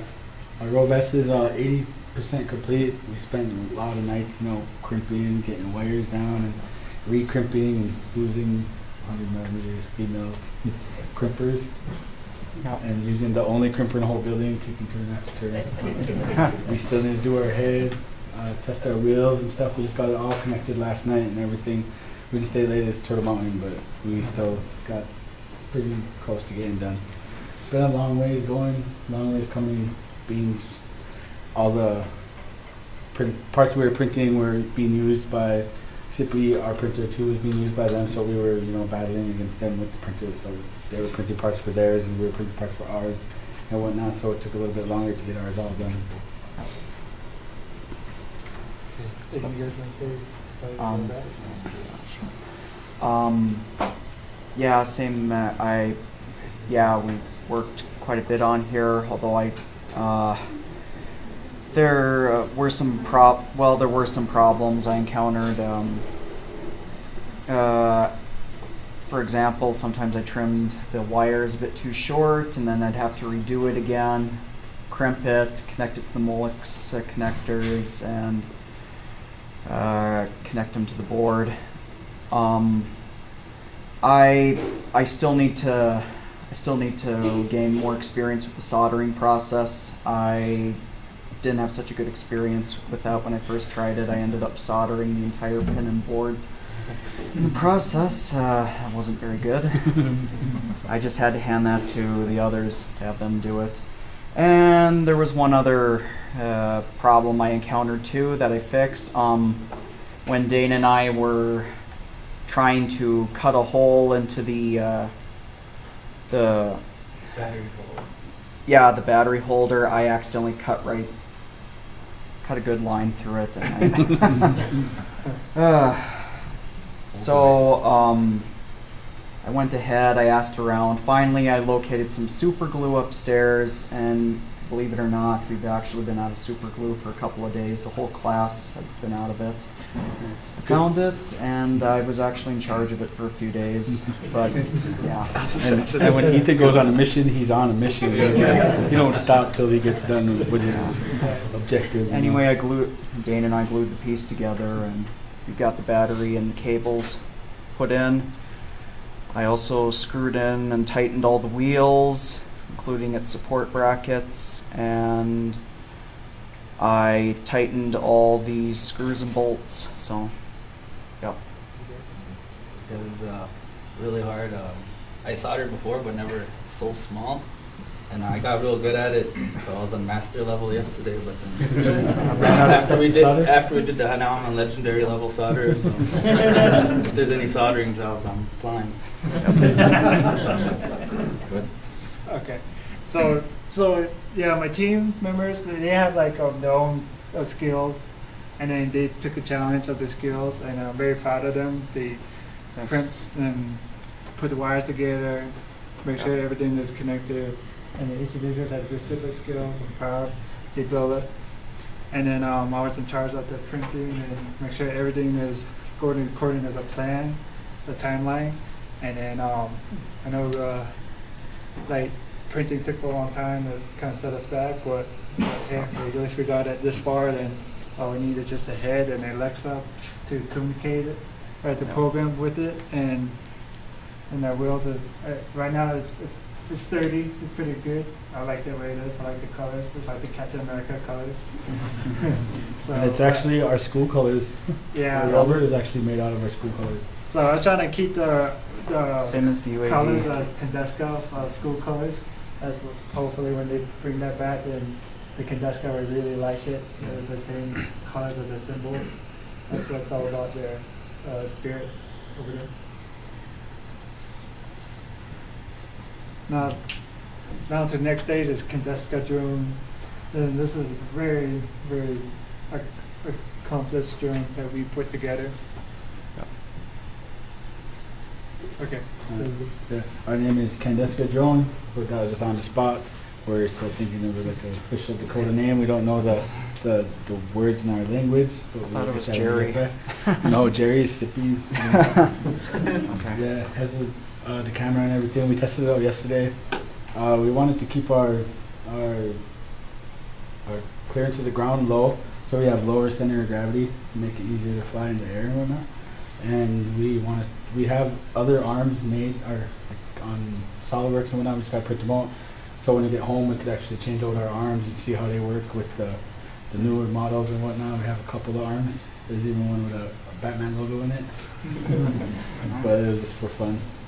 Yeah, there's a lot of hard work and a lot of hours that went into it. It was pretty fun putting it together because it's just like putting together like Legos or little robots or model cars when you're younger, and that's what I was all about. You know, never thought I'd be putting together a drone or a rover just with some of my classmates and whatnot. Yeah. And yeah, it was the first one to like successfully fly, and it was the only one that didn't have a problem like throughout the whole time. And we're actually pretty proud of that. It's actually a really, really cool drone. And our brothers to the north over here.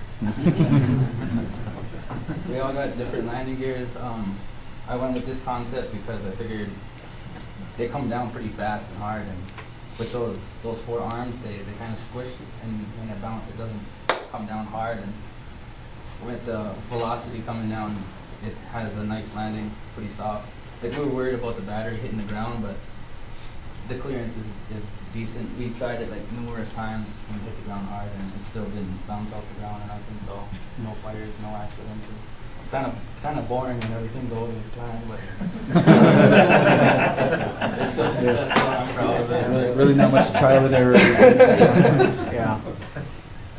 But our landing gear is just basically the same Jerry landing gear, but we just crossed them, so like it's like 2 V's instead of 1. So we had more points of impact and like absorption of the more support. Yeah. And then Dane did a pretty good in SolidWorks, and I'm very proud of him in some sort of AutoCAD skills. And then he got it to fit inside the drones. I mean, he measured it out and it fit right there. Even though without the screw, it will still fit. It's just inserted and it'll be snugly fit. It won't come off. You don't have to use glue or anything. Precision fit. So I was proud of him. He did that, and he took a caliper and measured it, and he did all that NAVCaR. It's better than the wooden ruler you're using. Yeah. Very proud of him. He took his time. It's a lot of sitting on AutoCAD, doing all the measurements. That's a lot of skills. That's what in civil engineering they're looking for. People that does a lot of measurements, take their time, put it together. So I'm very proud of him. He could be a good AutoCAD.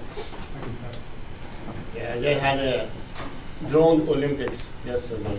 Oh yeah. We were doing pretty So I heard that their drone passed like flying colors.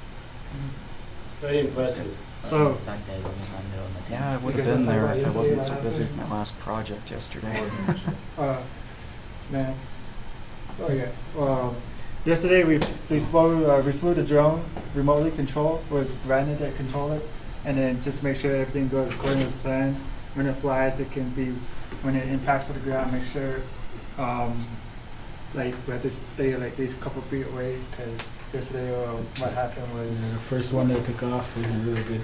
Yeah, so it was kind of a little dangerous, but I saw Lee Johnson was he shielded us from the propeller, so when the crash and then Matthew flew right at us, the propellers broke in piece, and it was he took for the team. We really didn't have much problems unless it was the autonomous takeoff and autonomous landing. We took off, we started surveying and stuff, and we're all standing under our little tent trying to keep in the shade because it was really hot, and it landed like it was trying to land on top of the little shade we had going on. So Brandon had to take over and land it. It was a pretty nice landing overall. Yeah, it seemed like it was out to get you. The other teams. So we have the good thing is it didn't crash. Yeah. And that's the main thing. That's the important thing. What's the results for any pilots? We all had our own little Olympics running after these guys. Yeah. Oh, yeah. Good. And then we have a video. Hopefully it works. Hold on.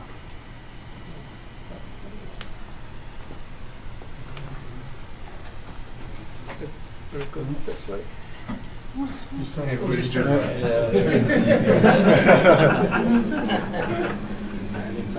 That's neat. Fly sideways.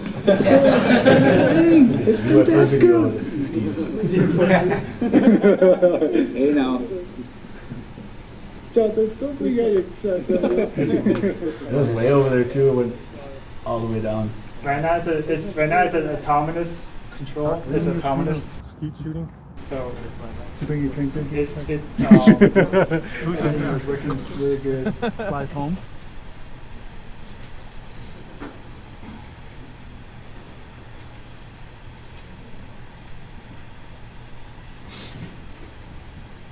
So, are we able to see any of the drones fly today? Yeah. Ours is pretty much ready. We can do it. Ours can go there now. Yeah. Did you go through the last bit of this yesterday? Did you do all of these skills yesterday? Brandon, can you answer this question? Did you do all of the bottom portions yesterday? We couldn't do it for every drone because some of them didn't do anything. Did you record? For the Cankdeska team, we were able to do the middle 4. Okay. Do we have the results for all of those for each team? Record those? Yeah, I have them on my desk. Yeah, Okay. Brandon. All right. Yeah. Yeah, it was supervisor. Okay. So let's stop here and then open it to questions from our judges first. And we have a few minutes. Any questions you can ask? So it looks like your drone was super impressive. Do you have any lessons learned or ideas as to why you think you guys were able to do so well with your drone, not have crashes, not have issues? You know, we just followed the rules step by step. You know, just paid attention to the wires and the crimping and the, you know, making sure no wires are touching and the heat shrinking and, you know, just making sure everything was in place before we actually even tried to like run it and whatnot. We actually didn't really run it until like last moment, but we actually just went step by step, kept it all in motion and made sure it was a well-oiled machine before we try to put it in the air. And it turned out successful, so I'm pretty proud of our team and all the other teams too. I'm so surprised you were able to read some of those instructions. I mean, I tried reading a few pages of that. I could never get I'm sorry, I couldn't get the hang of it. It's all about safety for this drone. Yeah. Because the battery is really high voltage. Touch the red wire, it will spark pretty good, really bright. It can set that fire. That's the dangerous part. It can blind you or it can just shock you pretty good. You don't know what it can do, but it can burn out the ESC, the motors, and those are little pricey parts.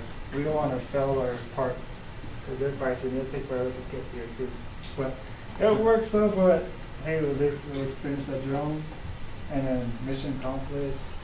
It's all working. There's no flaws or anything. Proud of these teams they put together, all step by step, make sure wires are connected right, no showing metal out, keep them covered. That's the main thing for AV robotics put together. I'm proud of these guys. Yeah, I just want to comment. I think it's really impressive, especially that you guys did this with so much of your team having a non-engineering background and different things. I think that's really important. It shows us how important kind of diversity is across different fields to come in, and I think it also means you guys had to stretch beyond your comfort zone. So I think that's really great. I am glad you have one engineer. Otherwise, I think people start to wonder why we need an engineer. Very good job. Yeah, thank you. I have a question. Tom, is there any way to test some of the parts, motors or other things, while it's on the ground? Or tied to something before flying it? Yeah, we can do like a run test, like if the propulsion was spin just a little, like. Did you do that?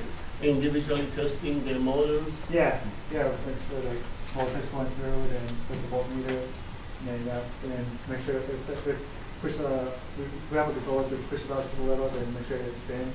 Sometimes we have to take off the propellers and won't take off, but just in case if anything happens, we can just take off the propellers and see if the motors will spin. That's the main thing. All the motors spin then I think you can help us to come up with a testing procedure. Yeah. For the drones. So we added to the manual that the problems, the troubleshooting, and also some sort of testing procedure. Masood, please. I would have, we talked about you guys through my personal observation, but perhaps something that that the team brought in, as Tom mentioned.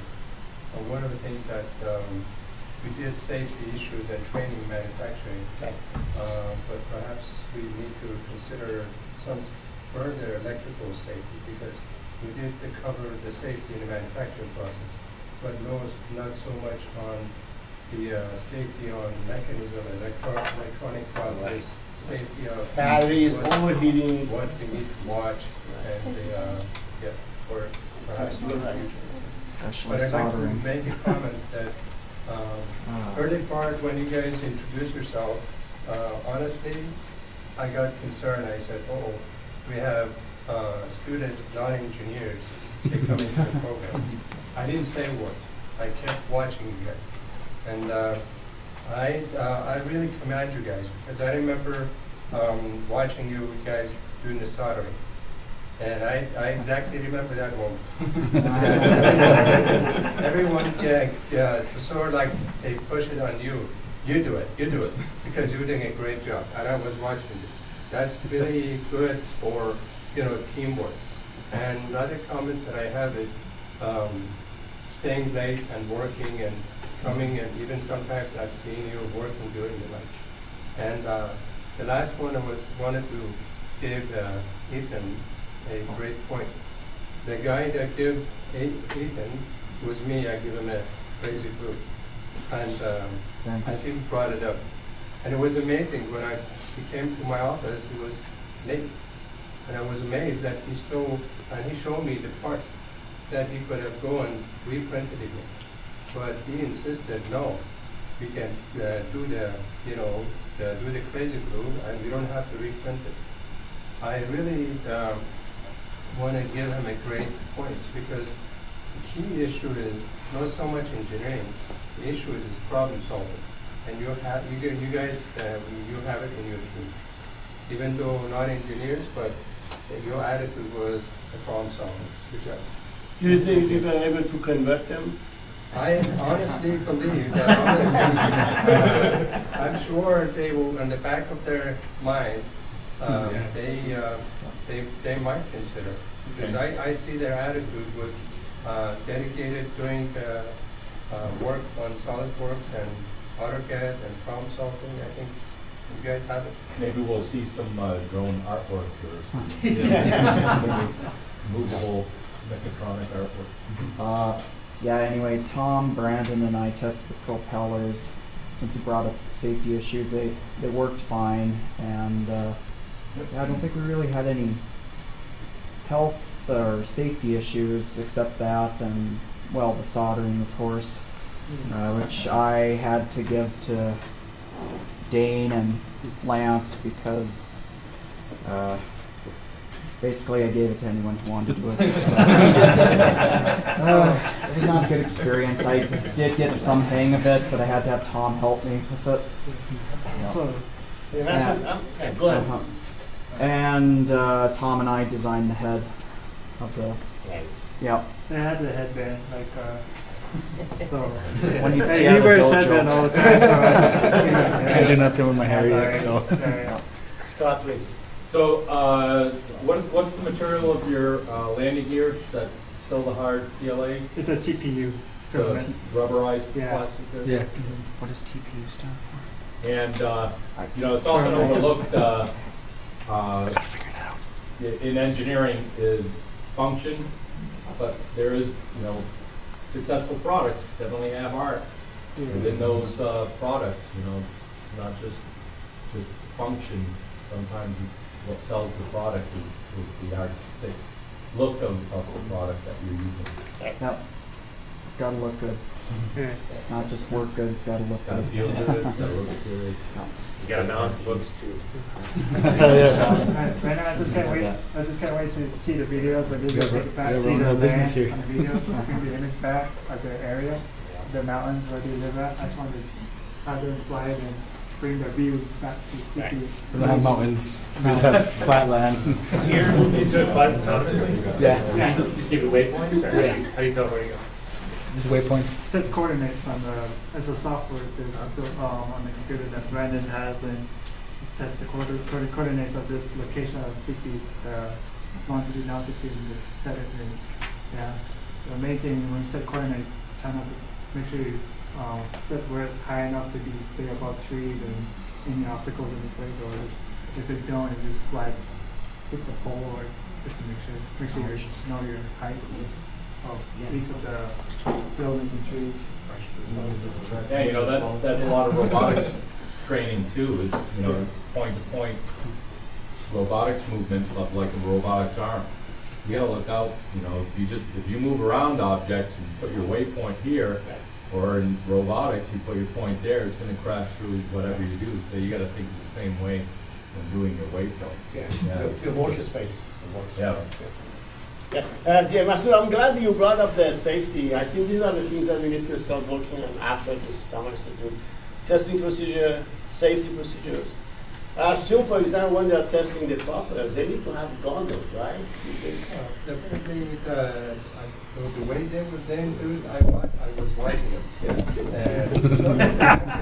I was behind the whole good glass. Behind the bomb glass? That was a joking part.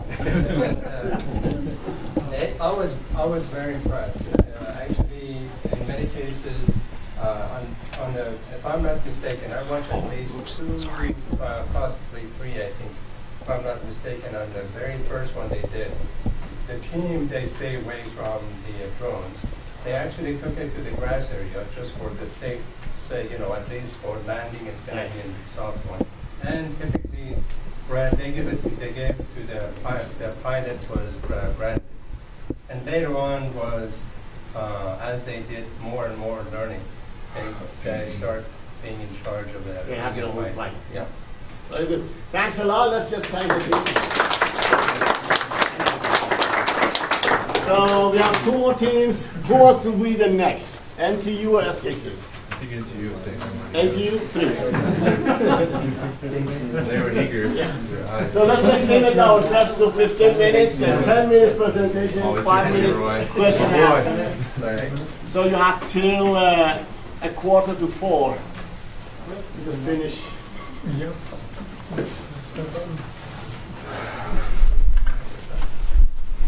Stand up here, guys.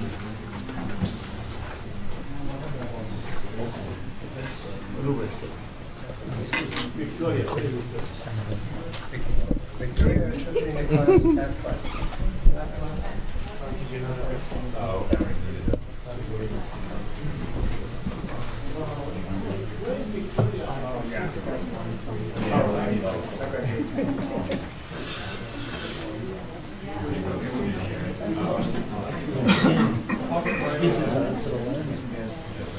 Guess I take a 2-minute break. Okay, let's go ahead.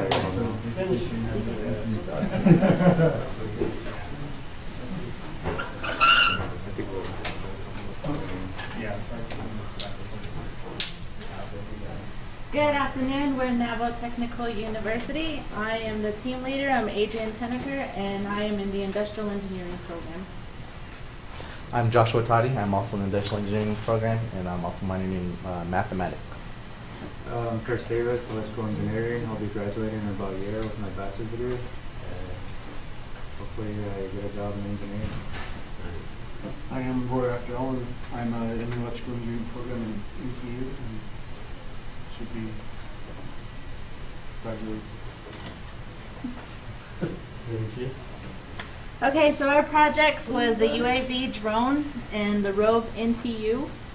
We did do our testing. We did get our drone flying. We had tested it a couple of days ago. We named our drone. Only one member can pronounce it. It's called Tahitke. It's a hummingbird in that one. Nice.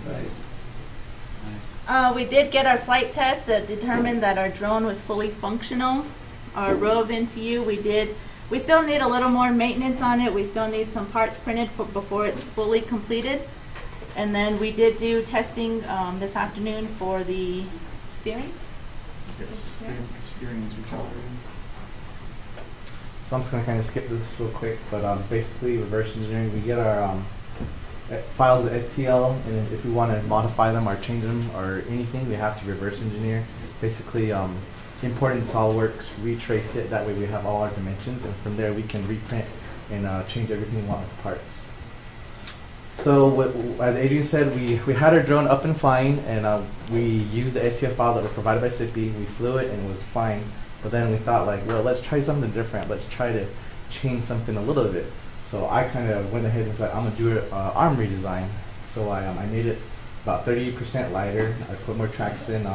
When it's assembled, the wires are actually encased underneath, so you really can't see anything.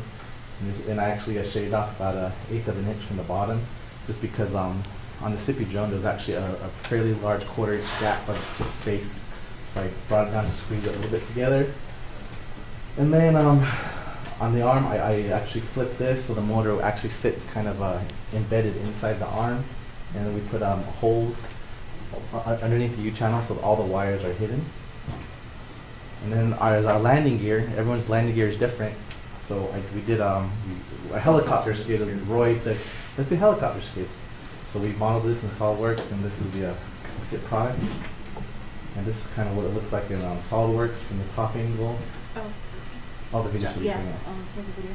Yeah, and then we're gonna play. Here, I'll do it. This is just oh.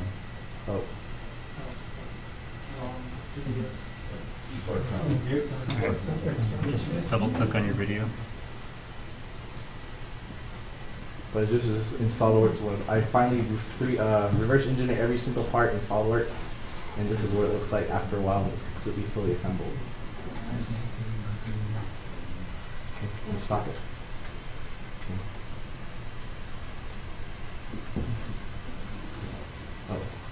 Oh, what's going on? Sorry. Okay, hold on. Good. There you go. Okay, and here's from our, this is the very first flight test to show that our drone actually could get off the ground, so go ahead and play it. Last one, yeah. It. Is it up there? Show again. It's the wrong video. Here, let me.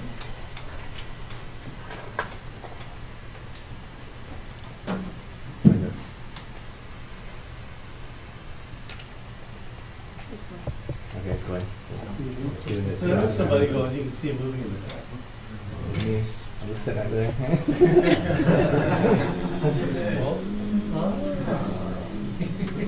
You guys just throw a ball?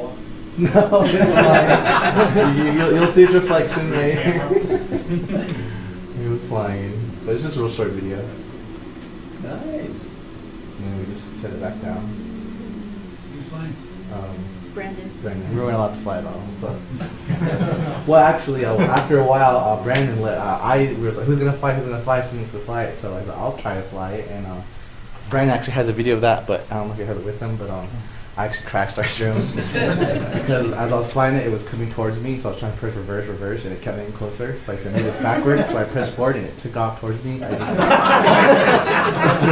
I didn't want to get sliced up, so I jumped out of the way, and it just fell on the ground.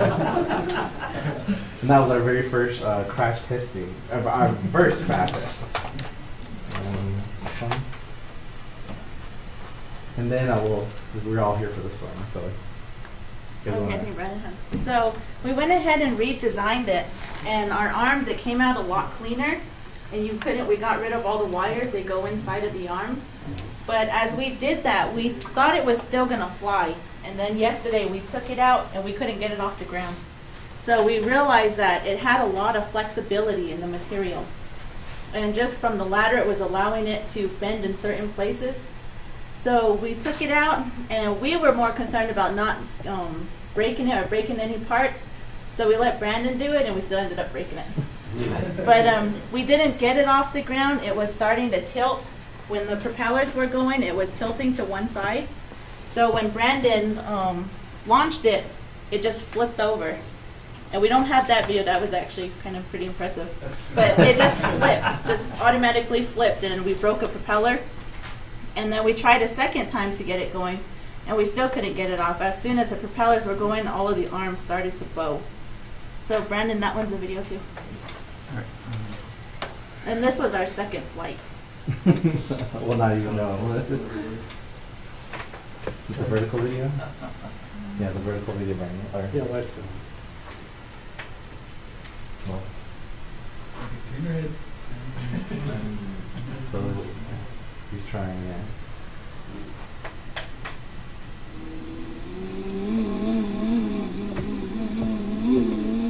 And see, it was turning to just that one side right there, and that arm was really starting to bow.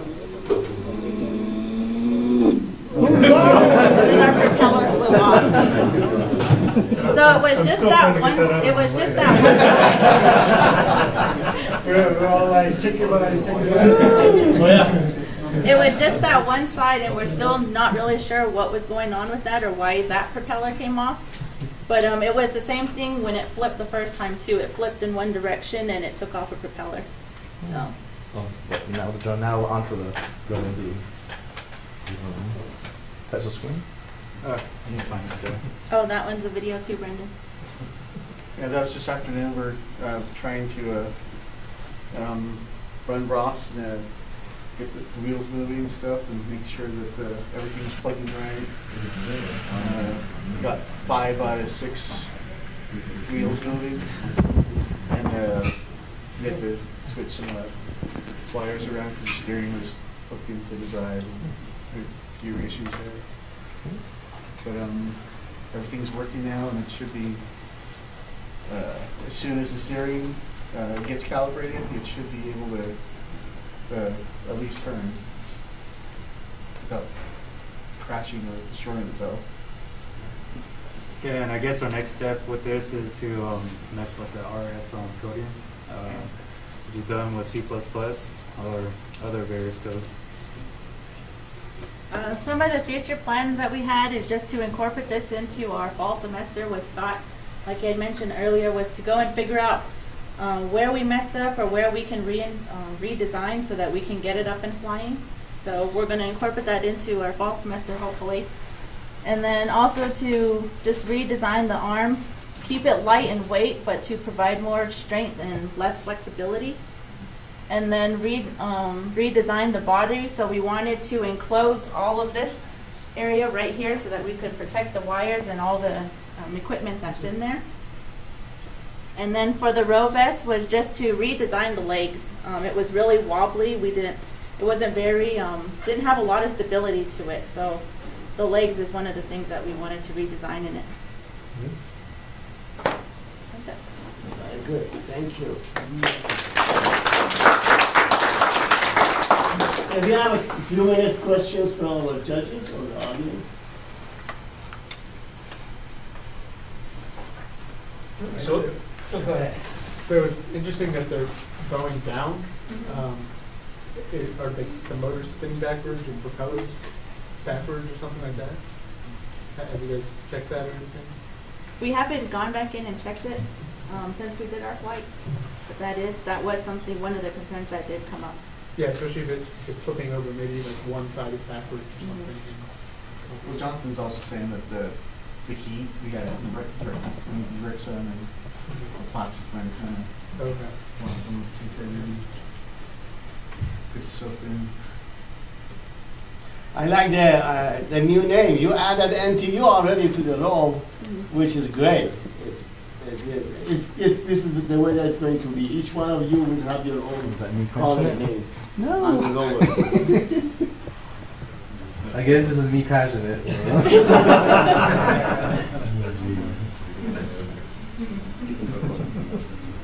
So you can see it has all the old arms. Turn it around. Brandon, he had his professional equipment. You're going to crash it with this pistol.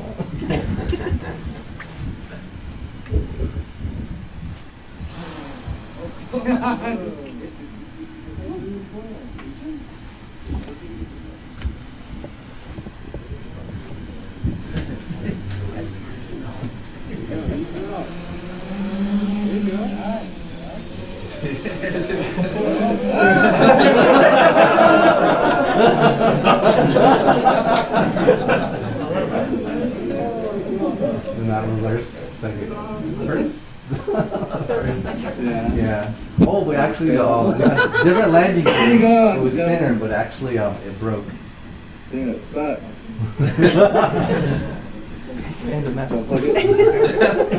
Yeah. But yeah, so our first landing gear, it was only 3/8 diameter, so I beefed it up a little to 1/2 inch and made it a little more stronger. But just trial and error. So. But, So, what can the rover do now, and what does it still need to do to get done? It just needs to, the steering needs to be calibrated. The tires turn and stuff. There's only one tire not moving. I think it was the motor shield was kind of off on one side, so I pushed it back down. So we just need to test it now and see if it works now. But the calibration is the only thing we really need, and the head. The other stuff. One question. Yes, Nasu, please. My observations from the team, earlier part, but I when you guys were manufacturing that, or I heard that they said that we did the test, so it was successful. Honestly, at that time, I thought, oh, you guys are done. But later on, when I found out you guys decided to do the revision or improvements, that was very impressive, regardless of the end result. But yeah, just taking that initiative to improve upon, that's the big plus for your team. And I also, another thing that I'd like to mention, Adriana really helped a lot of people in the lab. She spent a lot of time in the manufacturing lab, helped other team as well too. Thank you. Yeah, appreciate it. Yeah. I think when you see that, they see the importance of the testing and evaluation in any engineering project. No matter how great is your design, the unmodeled dynamics catches up with you. So when you do the testing and evaluation, that's where you go to iterations. So this points us to the importance of coming up with a testing procedure, safety procedures that we will be putting it as part of our manual. And this is something that we need to work on. And then we have this Booz Allen workshop that they actually, the 2 days boot camp was only focused on testing and evaluation. So that's something that the lesson that we learned that we need to work for the next time that we get together. So I guess after bench testing is done, after we integrate the code with the robots and I guess the quadcopter, one thing we can do is integrate autonomous missions to do certain things, research projects and so forth. Yeah. Right. We actually fell behind on the printing for the rover, and SKC was kind enough to let us use their 3D printer, so we fell behind. Thanks to them. Yeah, printing was kind of hard because it takes like 8 hours for some parts. So at times we're like, we have only this X amount of days left. We got to print all these. We kind of have to start decide what we can print, what we can't, what we can get away with, and trying to I love the plexiglass idea, but I was like, they're using plexiglass, but they're like, oh, we already got ours. Oh, I was like, okay, but I thought it was like something cool, but just managing your time. Right. But towards the end, we finally got a system. We're like, okay, she's like, this is gonna print. This takes 6 hours. So it's like, well, we can start it now, and then we'll get here at 8, and we had actually scheduled time for our prints, which actually really helped these past couple weeks. All of a sudden, we were just spitting out parts out of the Maker Mark. Very good. Questions from our AMTSI? Thanks a lot.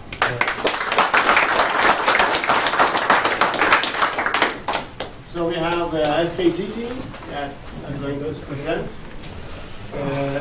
Two of your members, I think they traveled back.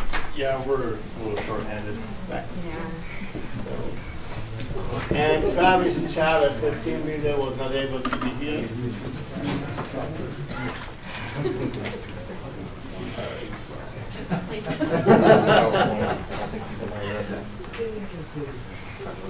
Yeah, we don't have power.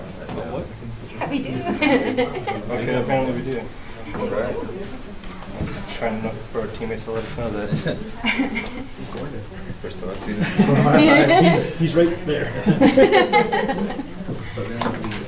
Okay, well, who's going to start? Hi, good afternoon, everybody. My name is Morningstar Gopher. I am majoring in environmental engineering, and at the end of this year, I hope to acquire my associates in pre-engineering. And I am enrolled in Browning, Montana. I am Blackfeet and Ojibwe, and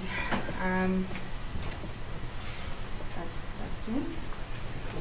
My name's Neil. I am from SKC, or I go to SKC. I live in Polson, Montana. Doing pre-engineering, just finishing up. I'm going to transfer to Montana State for computer engineering. I'm Justin Shores. I attend SKC. I'm from Ronan, Montana. I'm currently doing IT, but I started out as a software engineer. So I think when I'm done with IT, I'm going to transfer back to Montana Tech and finish out my engineering degree. And Gordon couldn't be with us today. Okay. I think we've already seen this. This is the first time we've seen this PowerPoint. Okay, well, this is an estimated time of how long each part took for our rover. Yeah? I think our everybody's rover already seen this. Yeah, pretty much. Everybody's You've probably already seen seen this, but that's okay.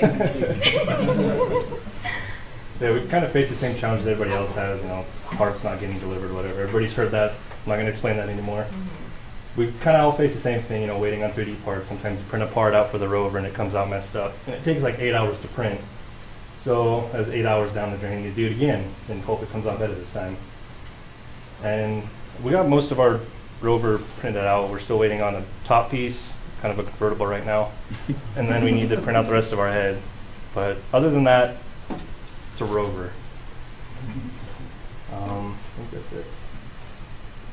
I guess there was an example of one of our pieces messed up, but so yeah, this is our drone.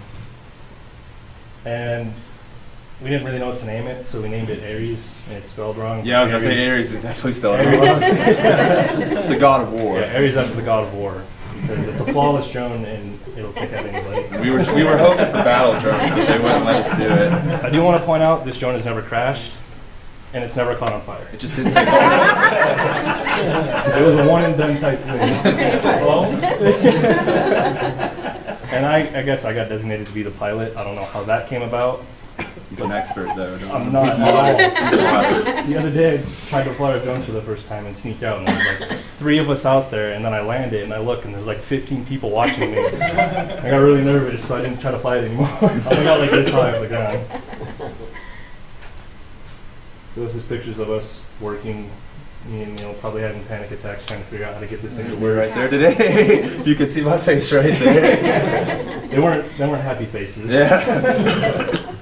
But yeah, for the most part, we actually got it thrown together pretty quick. I'm actually pretty impressed about how much we got done and what little time we had left.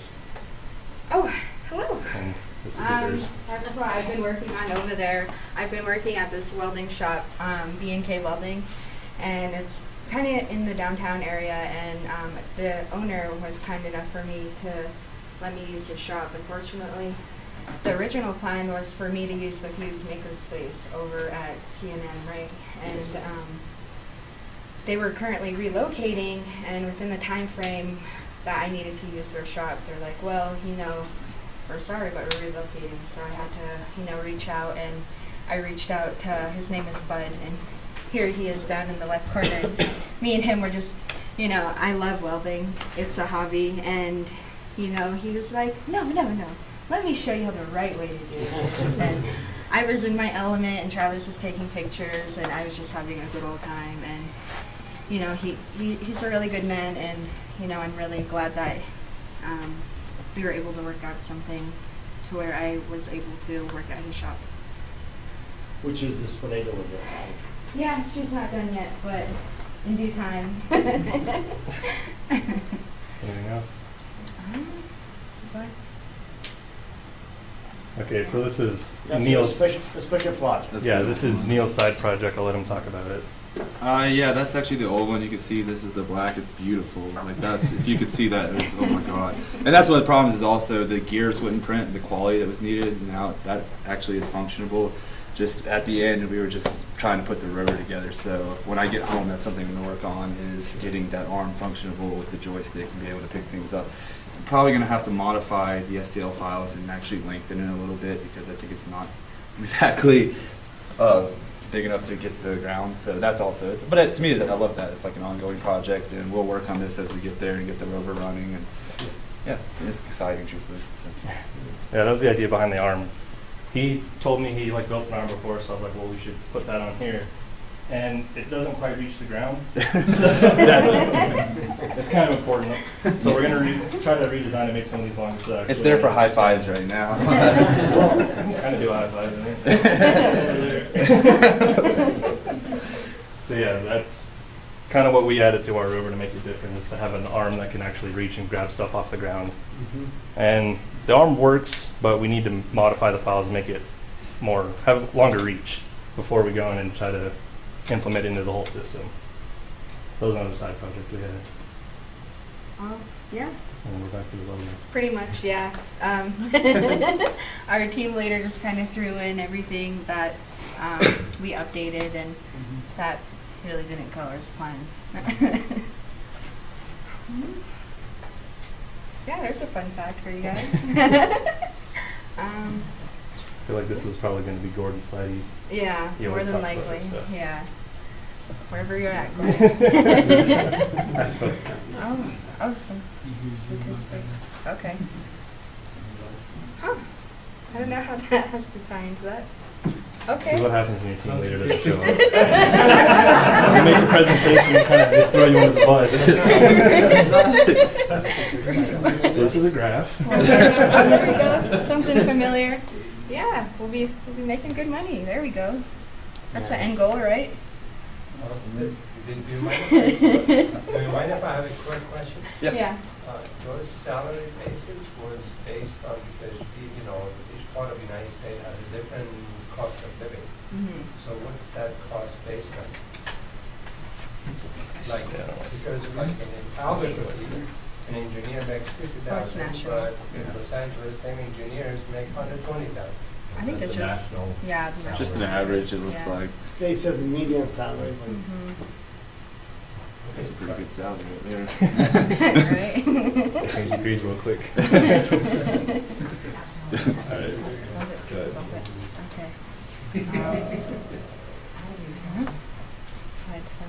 So I guess this is kind of what our vision is beyond when we leave here, what we plan to do with this. Obviously, we want to finish this and make it fully functional and hopefully implement all of the ideas and everything behind it to make an actual rover that we can take like the high schools and have them use the Alexa and everything with that. And with the drone, I mean, it's pretty perfect right now, but it's probably make it better. So I don't know. But yeah, the main thing right now is finishing our rover. Yeah, that's 100% rover. The overall goal would be consisting of, you know, bringing back to our community, bringing back to Salish Kootenai College, and being able to be like, hey, look what we did, you know, and have our, hopefully our rover, you know, being able to control it, and then, you know, taking out students and be like, you know, you can do this stuff too, you know, it's like, you know, it's challenging, yeah, we all had our struggles with it, but, you know, as a team, we pushed through. We lost a leader towards the beginning of, or not a leader, a teammate throughout the beginning of this week, and that really hit us hard. And with me, I've been working on my project, so really it's just been these two. They've been taking the load, and I am. Yeah, if we've been in pretty terrible moods lately, this is why. I don't think I've ever been this stressed out in my life.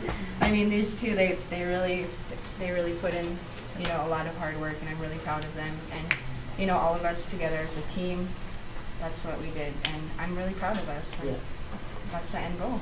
I would just like to point out, if I could do this one, like the whole high school, like working projects, because I know when I was in like school, I didn't see cool stuff like this, and I completely like that's what I'm saying, like interacting with like the kids, and like maybe not even the high school levels, but taking it there. I think that's a really big thing that I would like to be part of, and I'm sure. Do you have 3D printers at SKC? We have one, and the quality is not. Yeah. So I think Tom was, that's our advisor, was talking about getting another one. He actually liked the Maker Forge. He saw the. We're gonna try to convince him to get one. That was. Like, or which one is that? Mark Forge. Mark Forge. The Onyx material. Yeah, I mean, I fell in love with it. That is beautiful. Like, you won't stop talking about it. You had to see the blue one. It was so ugly. Justin called my baby ugly. it was ugly. You can't lie. It was. It really was. It was god awful. Okay. Is there any more slides? I'm not sure. Oh, there we go. We're done. All right, I guess if anybody has any questions. Questions from SKC.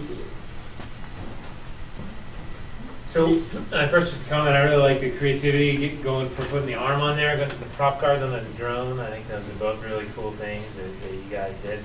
How much did you get to fly the drone, or did Brandon fly it? So I think I'm the only one from our team that flew it, and I maybe flew it for a total of 5 minutes. It's really nerve-wracking, and I was not wanting to crash it. So usually whenever it was in the air, it was Brandon flying it.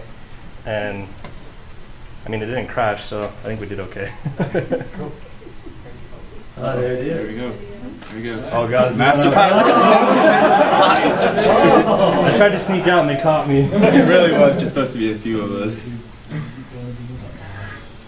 I wasn't nervous at all. He was trying to get a peek into the windows right there. They didn't go very high with it. So you guys redesigned your landing gear as well? Yeah, we did.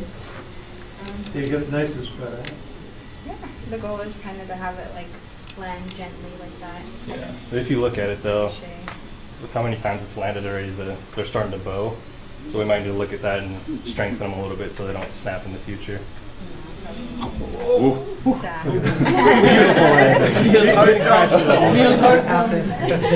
know, I knew it landed Tesla. I was like, oh, wait a minute, is there another video here? Part of 3 units. Yeah, I didn't see. See? I didn't crash it. Question, Dr. Agit? I'd like to give you a bonus point because of the landing design that you already part you decided to do. That's the big plus. And then I was shocked one day walking to the manufacturing lab and I saw the new prints because I know all the material print parts that they printed. And I realized that they're actually designing the new parts for their robotic arms. That was very impressive. So that's another point. And then I was very impressed by Neil. I saw Neil many hours here. He was trying to solve the calculus problem. I love calculus. That's why somebody suggested calculus to fix the wheel. That's like, that's actually a really good idea. I approached him with him, say, hey, Neil, you were that MATLAB and Mathematica can solve all those problems in a matter of seconds. He said, but I enjoy doing it. That was very impressive. Nice. Questions? Yes, please. So you mentioned you want to strengthen your landing gear. Are there any other improvements you're looking at for your drone? We'll probably try to strengthen the propeller guards too because they're pretty flimsy. If it made any decent contact with anything, it wouldn't serve its purpose. So we'll probably look into reinforcing that. But other than that, I think we want to keep the same landing gear design, just make it more rigid so that it doesn't land and start putting pressure on it and flexing it. So probably taking our same designs but just modifying them to make them stronger, I think. So this is a comment for you guys, but also for all the teams here. Having this experience now, you should be able to go back to your institutions and help them choose 3D printers for what you guys need. Yes. You know, so you can have some input and some impact at your schools. I know that you probably use more 3D printing here than any of your instructors have at home. And another thing is that one of the outcomes of this summer institute was how much can a hobby style 3D printer print? As a how much print can a cheap printer print? So, you know, they aren't made for production prints like this. They aren't made to run 8 hours a day for 8 weeks, which is what you guys did. So you really, you know, you really put them through the paces, and it goes, you know, pretty good to say what kind of quality maker box. You know, I kind of overlooked those, but they're getting a lot better now. They really put up. Getting a bad print head, having a print head fail is not unusual. Even with minimal printing, they just sometimes burn out. We always have 3 on hand to replace. But you guys, man, you put them printed all day long, every day. So they push them to the limit. They pushed them to the limit. And it passed. It passed the test. Seems like they did, yeah. Yeah. No, I had one break. You're happy with the quality. Yeah. All the teams, what I can tell, a group of professional, courteous, polite gentlemen and gentlemen. We work together.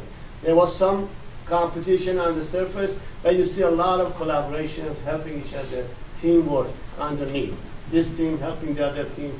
And this is what was impressive. Every day that I was seeing this young man working in the lab, courteously helping each other, and sharing with each other, that was really impressive. I expected a lot of those more drama, getting 17 young people here for 8 weeks. But it was just a pleasure. It was just enjoyable having everyone here. And I'm really, this is my feeling. And then I'm sure this wealth of knowledge goes back to each college. They can work as teaching assistants, research assistants, hand in hand with their faculty. Yeah, I know every faculty has internship money. Yeah. You should all be working for, you should have enough money to hire. Questions from our team? Yes, thank you. Okay, so we are getting close to the last part of the gathering. I'd like to ask one thing that I want to say, that we had a great team of mentors that helped us to put this together. Of course, we had our faculty as our R&D or teachers, instructors, Jonathan, Wayne, Tom, and then Mojgan, Masood, Scott. They were great. But we had also a team of mentors, our senior students, that they helped to push the projects forward. So I'd like to ask Tanya. Tanya has some gift cards, Amazon gift cards, that we'd like to give out as a token of appreciation to our design team. One thing I just wanted to, I left this issue for the last moment. Now remember, you guys now putting a lot of stuff together. When you're working in a real environment, industry, the clean environment is a safe environment, right? So remember, hopefully by tomorrow before you leave, you will leave our lab the same way you received it. Please, your mama is not here anymore. So clean up after yourself, put everything where it's supposed to go, and that would be sort of like wrapping up your project, because when you're working in industry, it is your responsibility to put everything back the way you received it. Thank you. If you have checked out any equipment, laptops, Presbyterian, or textbooks, and then one more thing, that you work with your faculty to make arrangements for this project to be shipped back to your college. So then your faculty need to pay for it. So put it in a box, put an address, label if you cannot do it tomorrow. We will do it for you later, but you need to coordinate with your faculty for this to be packed and shipped back to your college. Yes, Sandy? Can I make a comment of how this fits into about a 6-year program that we have going? So I don't know how much you sort of caught on to this, but part of the reason that we have Brandon, we have Tom Sack, we have Chamisa, Travis, is we've been working for the last 3 years through NASA grant, and that's what's over in the Mars yard here. What we have inside that Mars yard, not finished, is a model Gale crater on Mars. That's what these guys can crawl around on. That was the reason why eventually we've been thinking for the last 3 years about how do we get something that's got 6 wheels on it, so that it actually works and articulates the way a Mars rover would work. Where you guys, that grant wrapped up in May.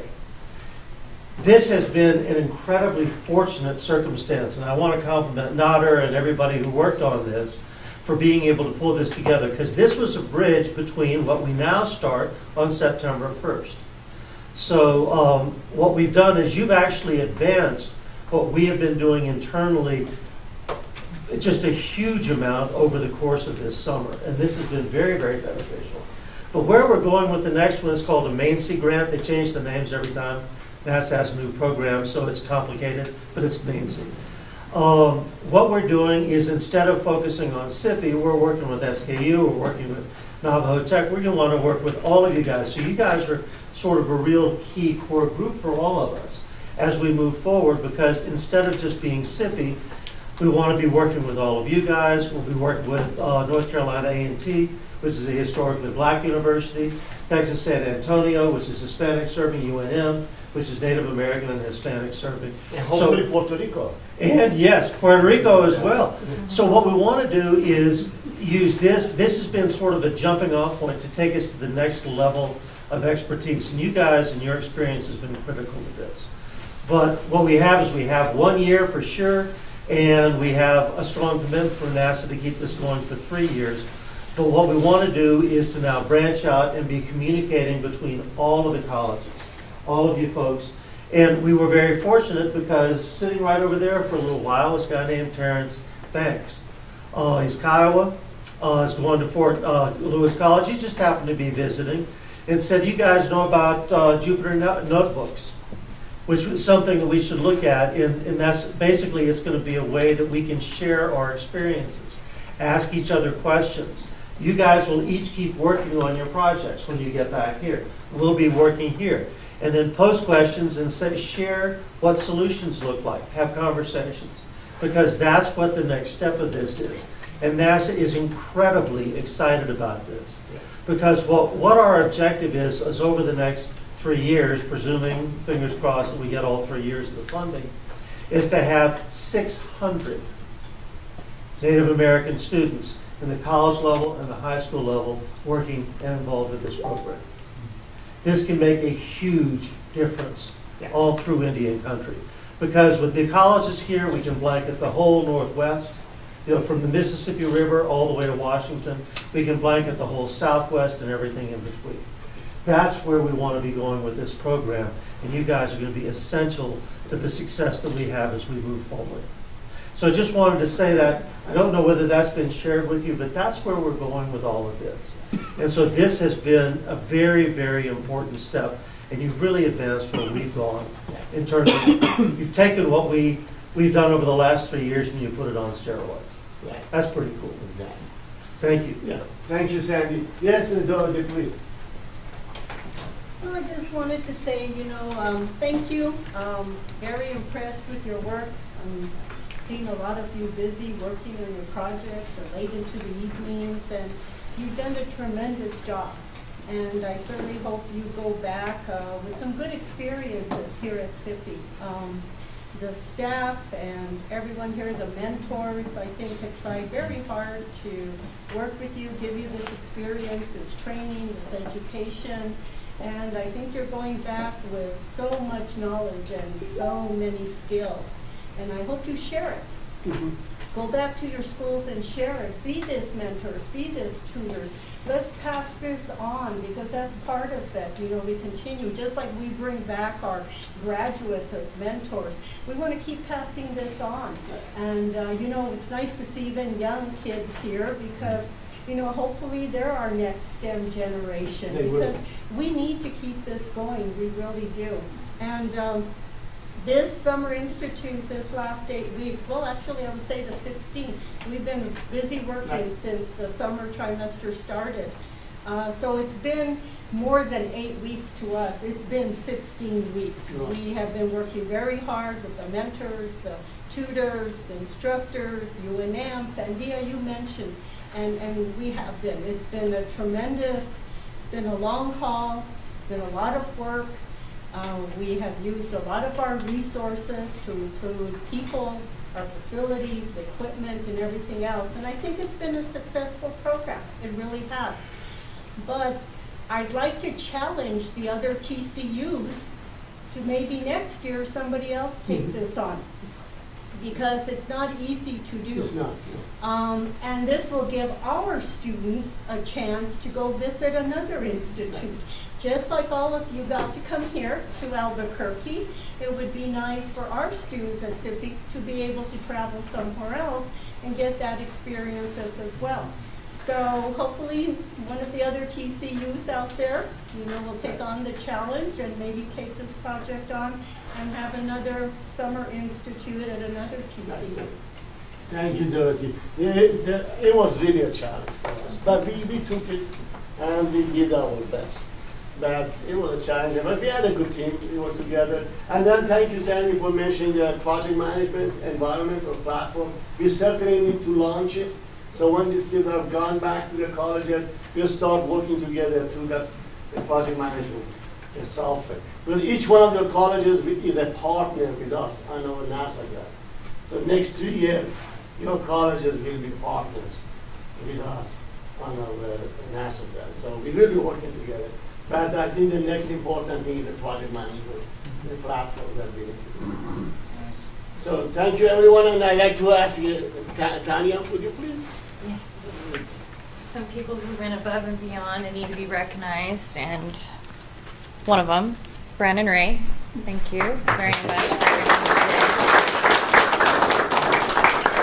And Emery, I see you back there. Thank you for everything you did as well.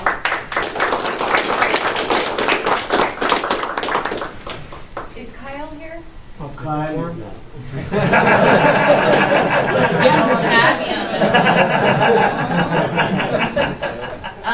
Brad. Brad the K? Brad? Oh, Yeah. Brad. Oh, there you go. And then Eric.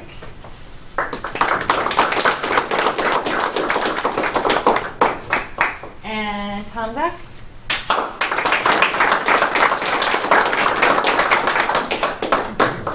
And Victoria, I saw her earlier, but We can give it to Brandon. have you seen Victoria? Know where she's at? She's out. I think she was in a CAD class. Yeah, she really helped out this last couple days. Oh, she's in there? No, she got it. Oh, okay, darn it. All right. So with that, if everyone could get everyone a round of applause, all of us deserve that. What's inside? It's the winning lottery ticket. Yes. No, I'm just kidding. No, it's $50 Amazon gift cards. Very good. Thank you. Nice. Thanks a lot, Tanya.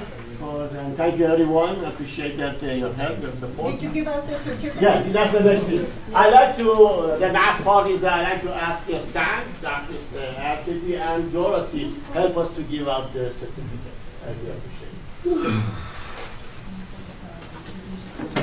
So we will call you, and I ask Dorothy and Dr. Atcitty to hand your.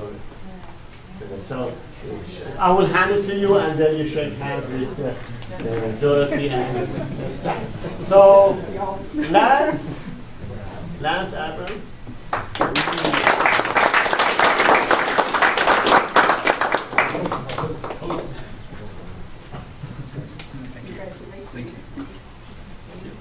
So I have Dave. Thank you, Lance. I have Dave.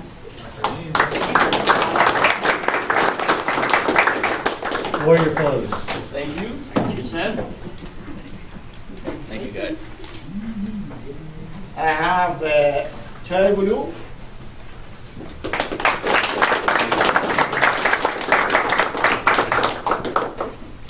I have Travis Chavez.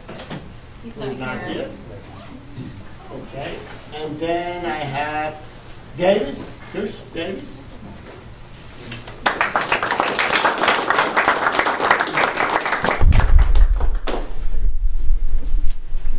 Thank you, sir. I have Francis DeMarcus.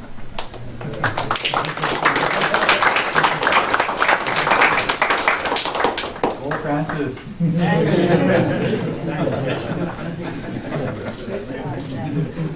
So I have Chamisa.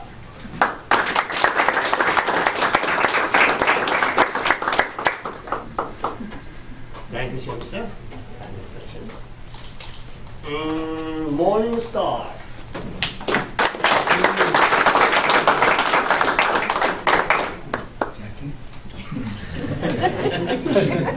Anthony. Good morning. Thank you, Anthony. Congratulations. Very good. Ethan. Oh. Thank you, Ethan. Thank you. Neil.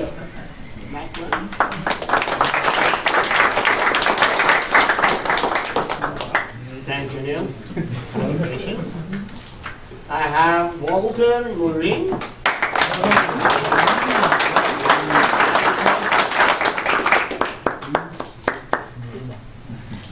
I have Gordon North. Not here. Right here. Okay. Curl.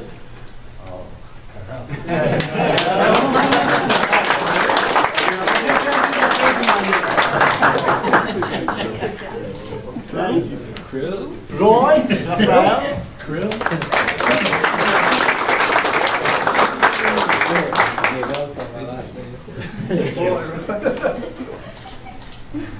Justin.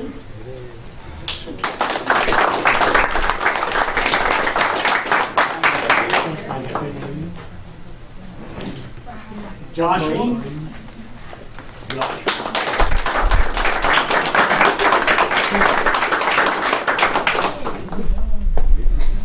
Thank you, Joshua.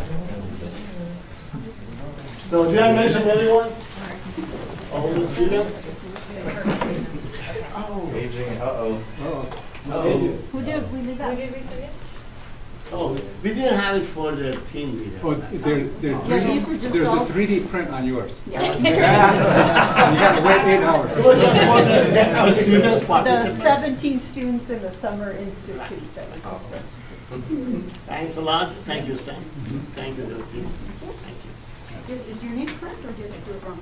Yeah, Okay, all right. let's do it, please. Okay. As a faculty and if, being involved, may I suggest that also the mentor receive the same honorary certificate, perhaps? You mean the team leaders? I think we should, because they really work very hard. Certainly. And this is great for their resume. We can do that. I would Certainly. suggest that. A certificate, you mean? Yes. Of appreciation, maybe. Well, the same certificate that they Okay. receive. Certainly, I we can think- add that. Because this is would be great. But we will mail it to them. Yeah. Okay. So any other questions or anything that I forgot to share? If you have any thoughts that you want to share? Just a final note. Yes, please. I want to say, tournaments, playing basketball with you guys was fun. Yeah.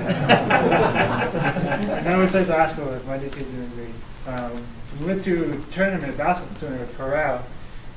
This guy right here, the tall one. He took on a 7-foot leading guy, and we took champion in the open men's tournament. It was very exciting, and he represented the SIPI basketball players, and then everybody here in Navajo, Albuquerque and Perez are out there. They're asking about him. They've been talking about him. They're, who's this guy? Never seen him before. Everyone's recognized in basketball and all in native tribes, and then he came out of nowhere. Very good. He surprised us, even from North Dakota tournament.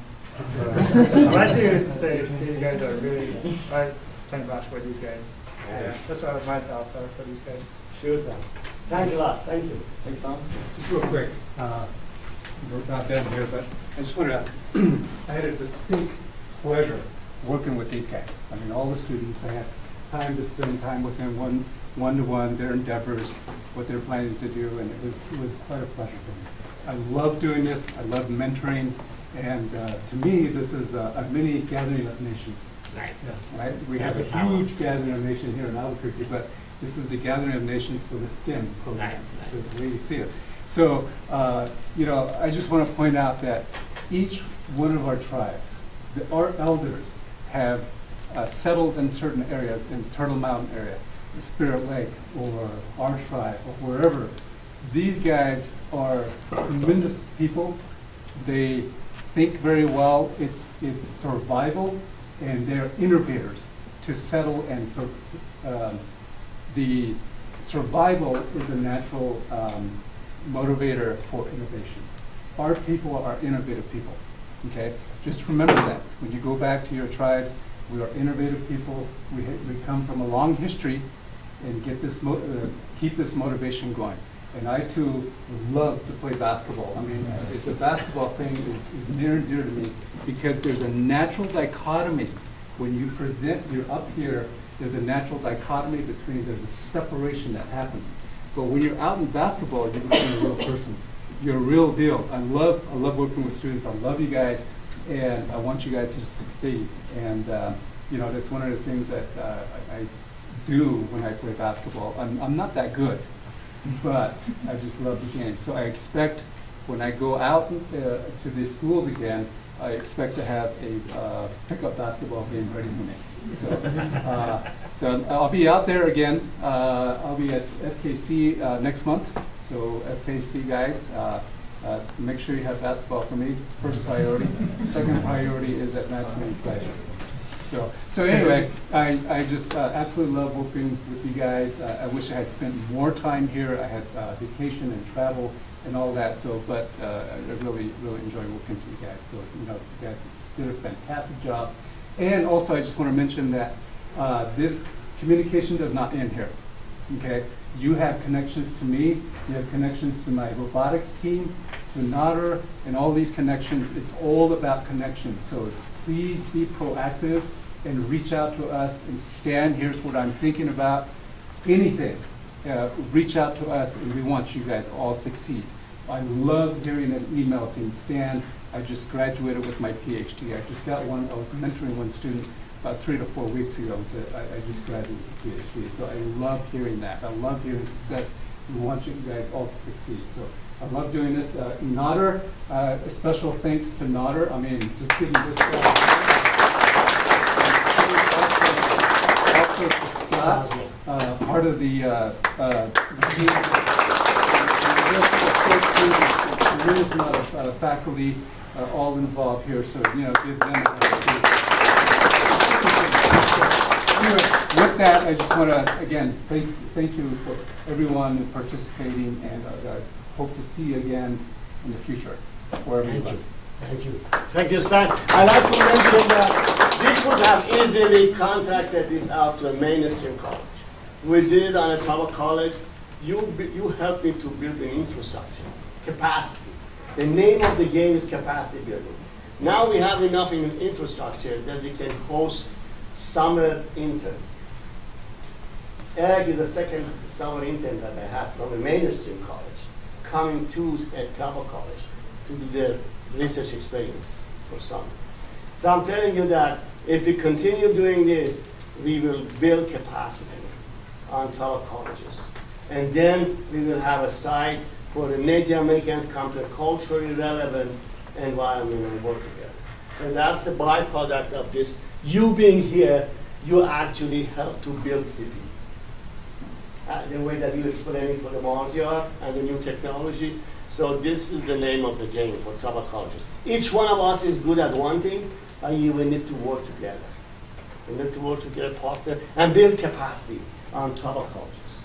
That's my message. Thank you, everyone, and I hope that we get together. We certainly will connect to the project management, social media, but we will work together also in the future. So I think that's Picture time? What's that? Picture time? Picture time, that's right. That's the last thing that is left. So let's just, please take your, you can come back and take your projects, put it in a safe place, label it, put it in a box, and return your equipment. You have tomorrow to check out. Tomorrow is the last day that you need to come back and check out.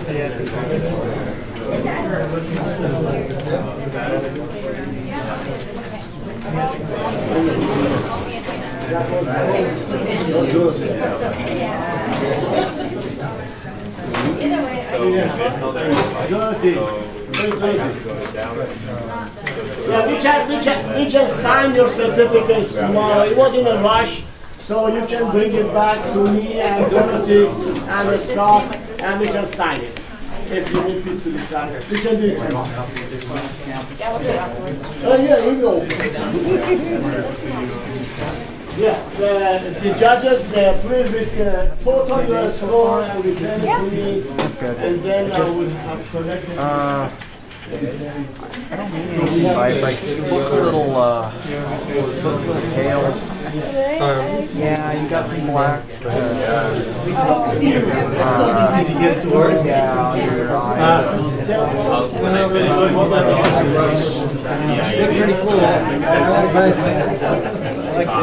They're very good.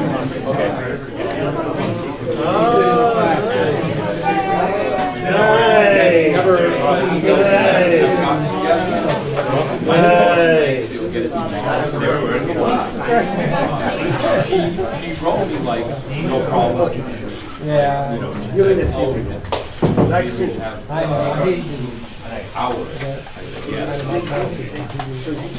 said, yeah. What happened? Yeah, Working a little bit was just about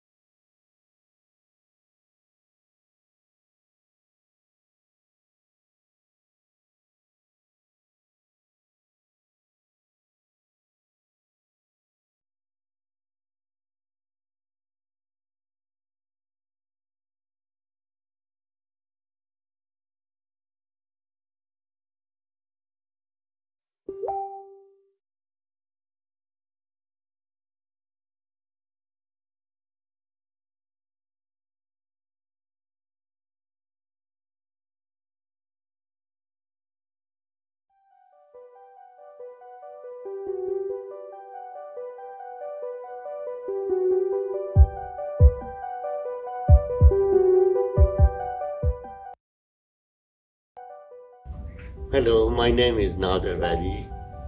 I'm the faculty and coordinator for the Engineering and Engineering Technology program at the Southwestern Indian Polytechnic Institute. So we are offering this Summer Institute in collaboration and partnership with the Navajo Technical University and team. We are hosting 17 students from 5 tribal colleges on our campus. The institute program has 4 components.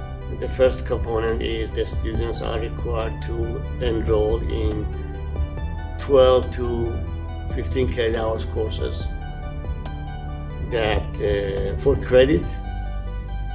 And then we have also projects.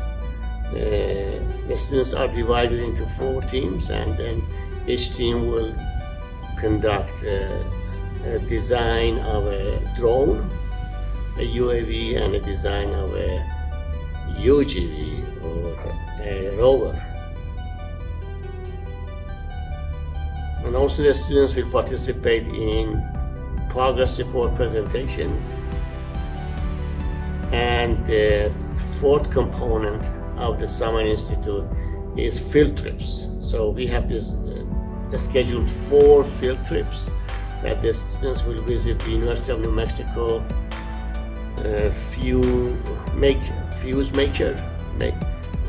maker space outfit at the CNM, and also Sandia National Laboratories.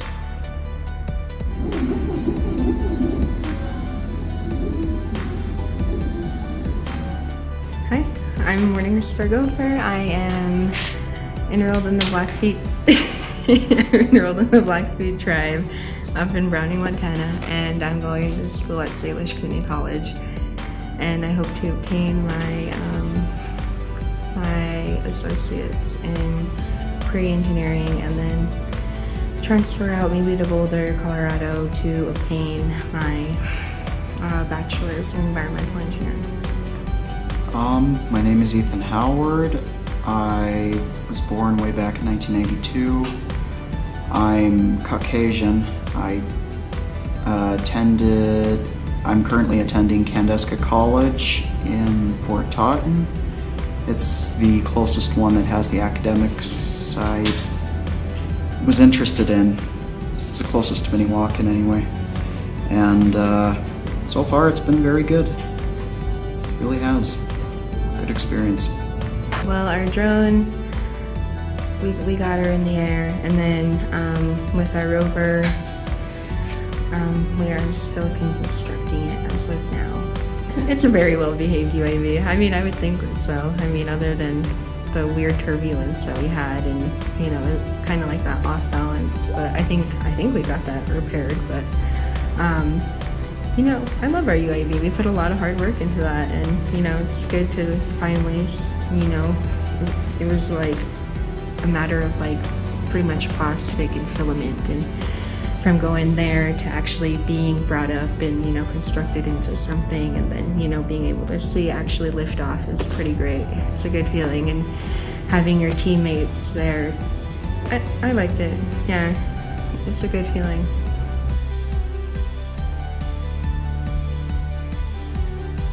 What did I like best about being here? I did like the field trips, I'll admit that. Seeing the new areas, occupations, some of the crazy designs they had. It was very good. Challenge would be that with the shipping for our drone was a pain, and then I don't know, kind of waiting for, you know, the SIPI team to get their rover done, so therefore they, you know, we have something to guide us through getting our rover done. And it hasn't been easy. I mean, Another thing that we've encountered is taking the printing time, has been pretty much consumed all of our time here, really.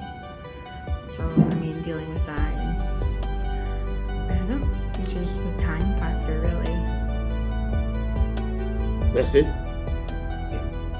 Okay, that's it.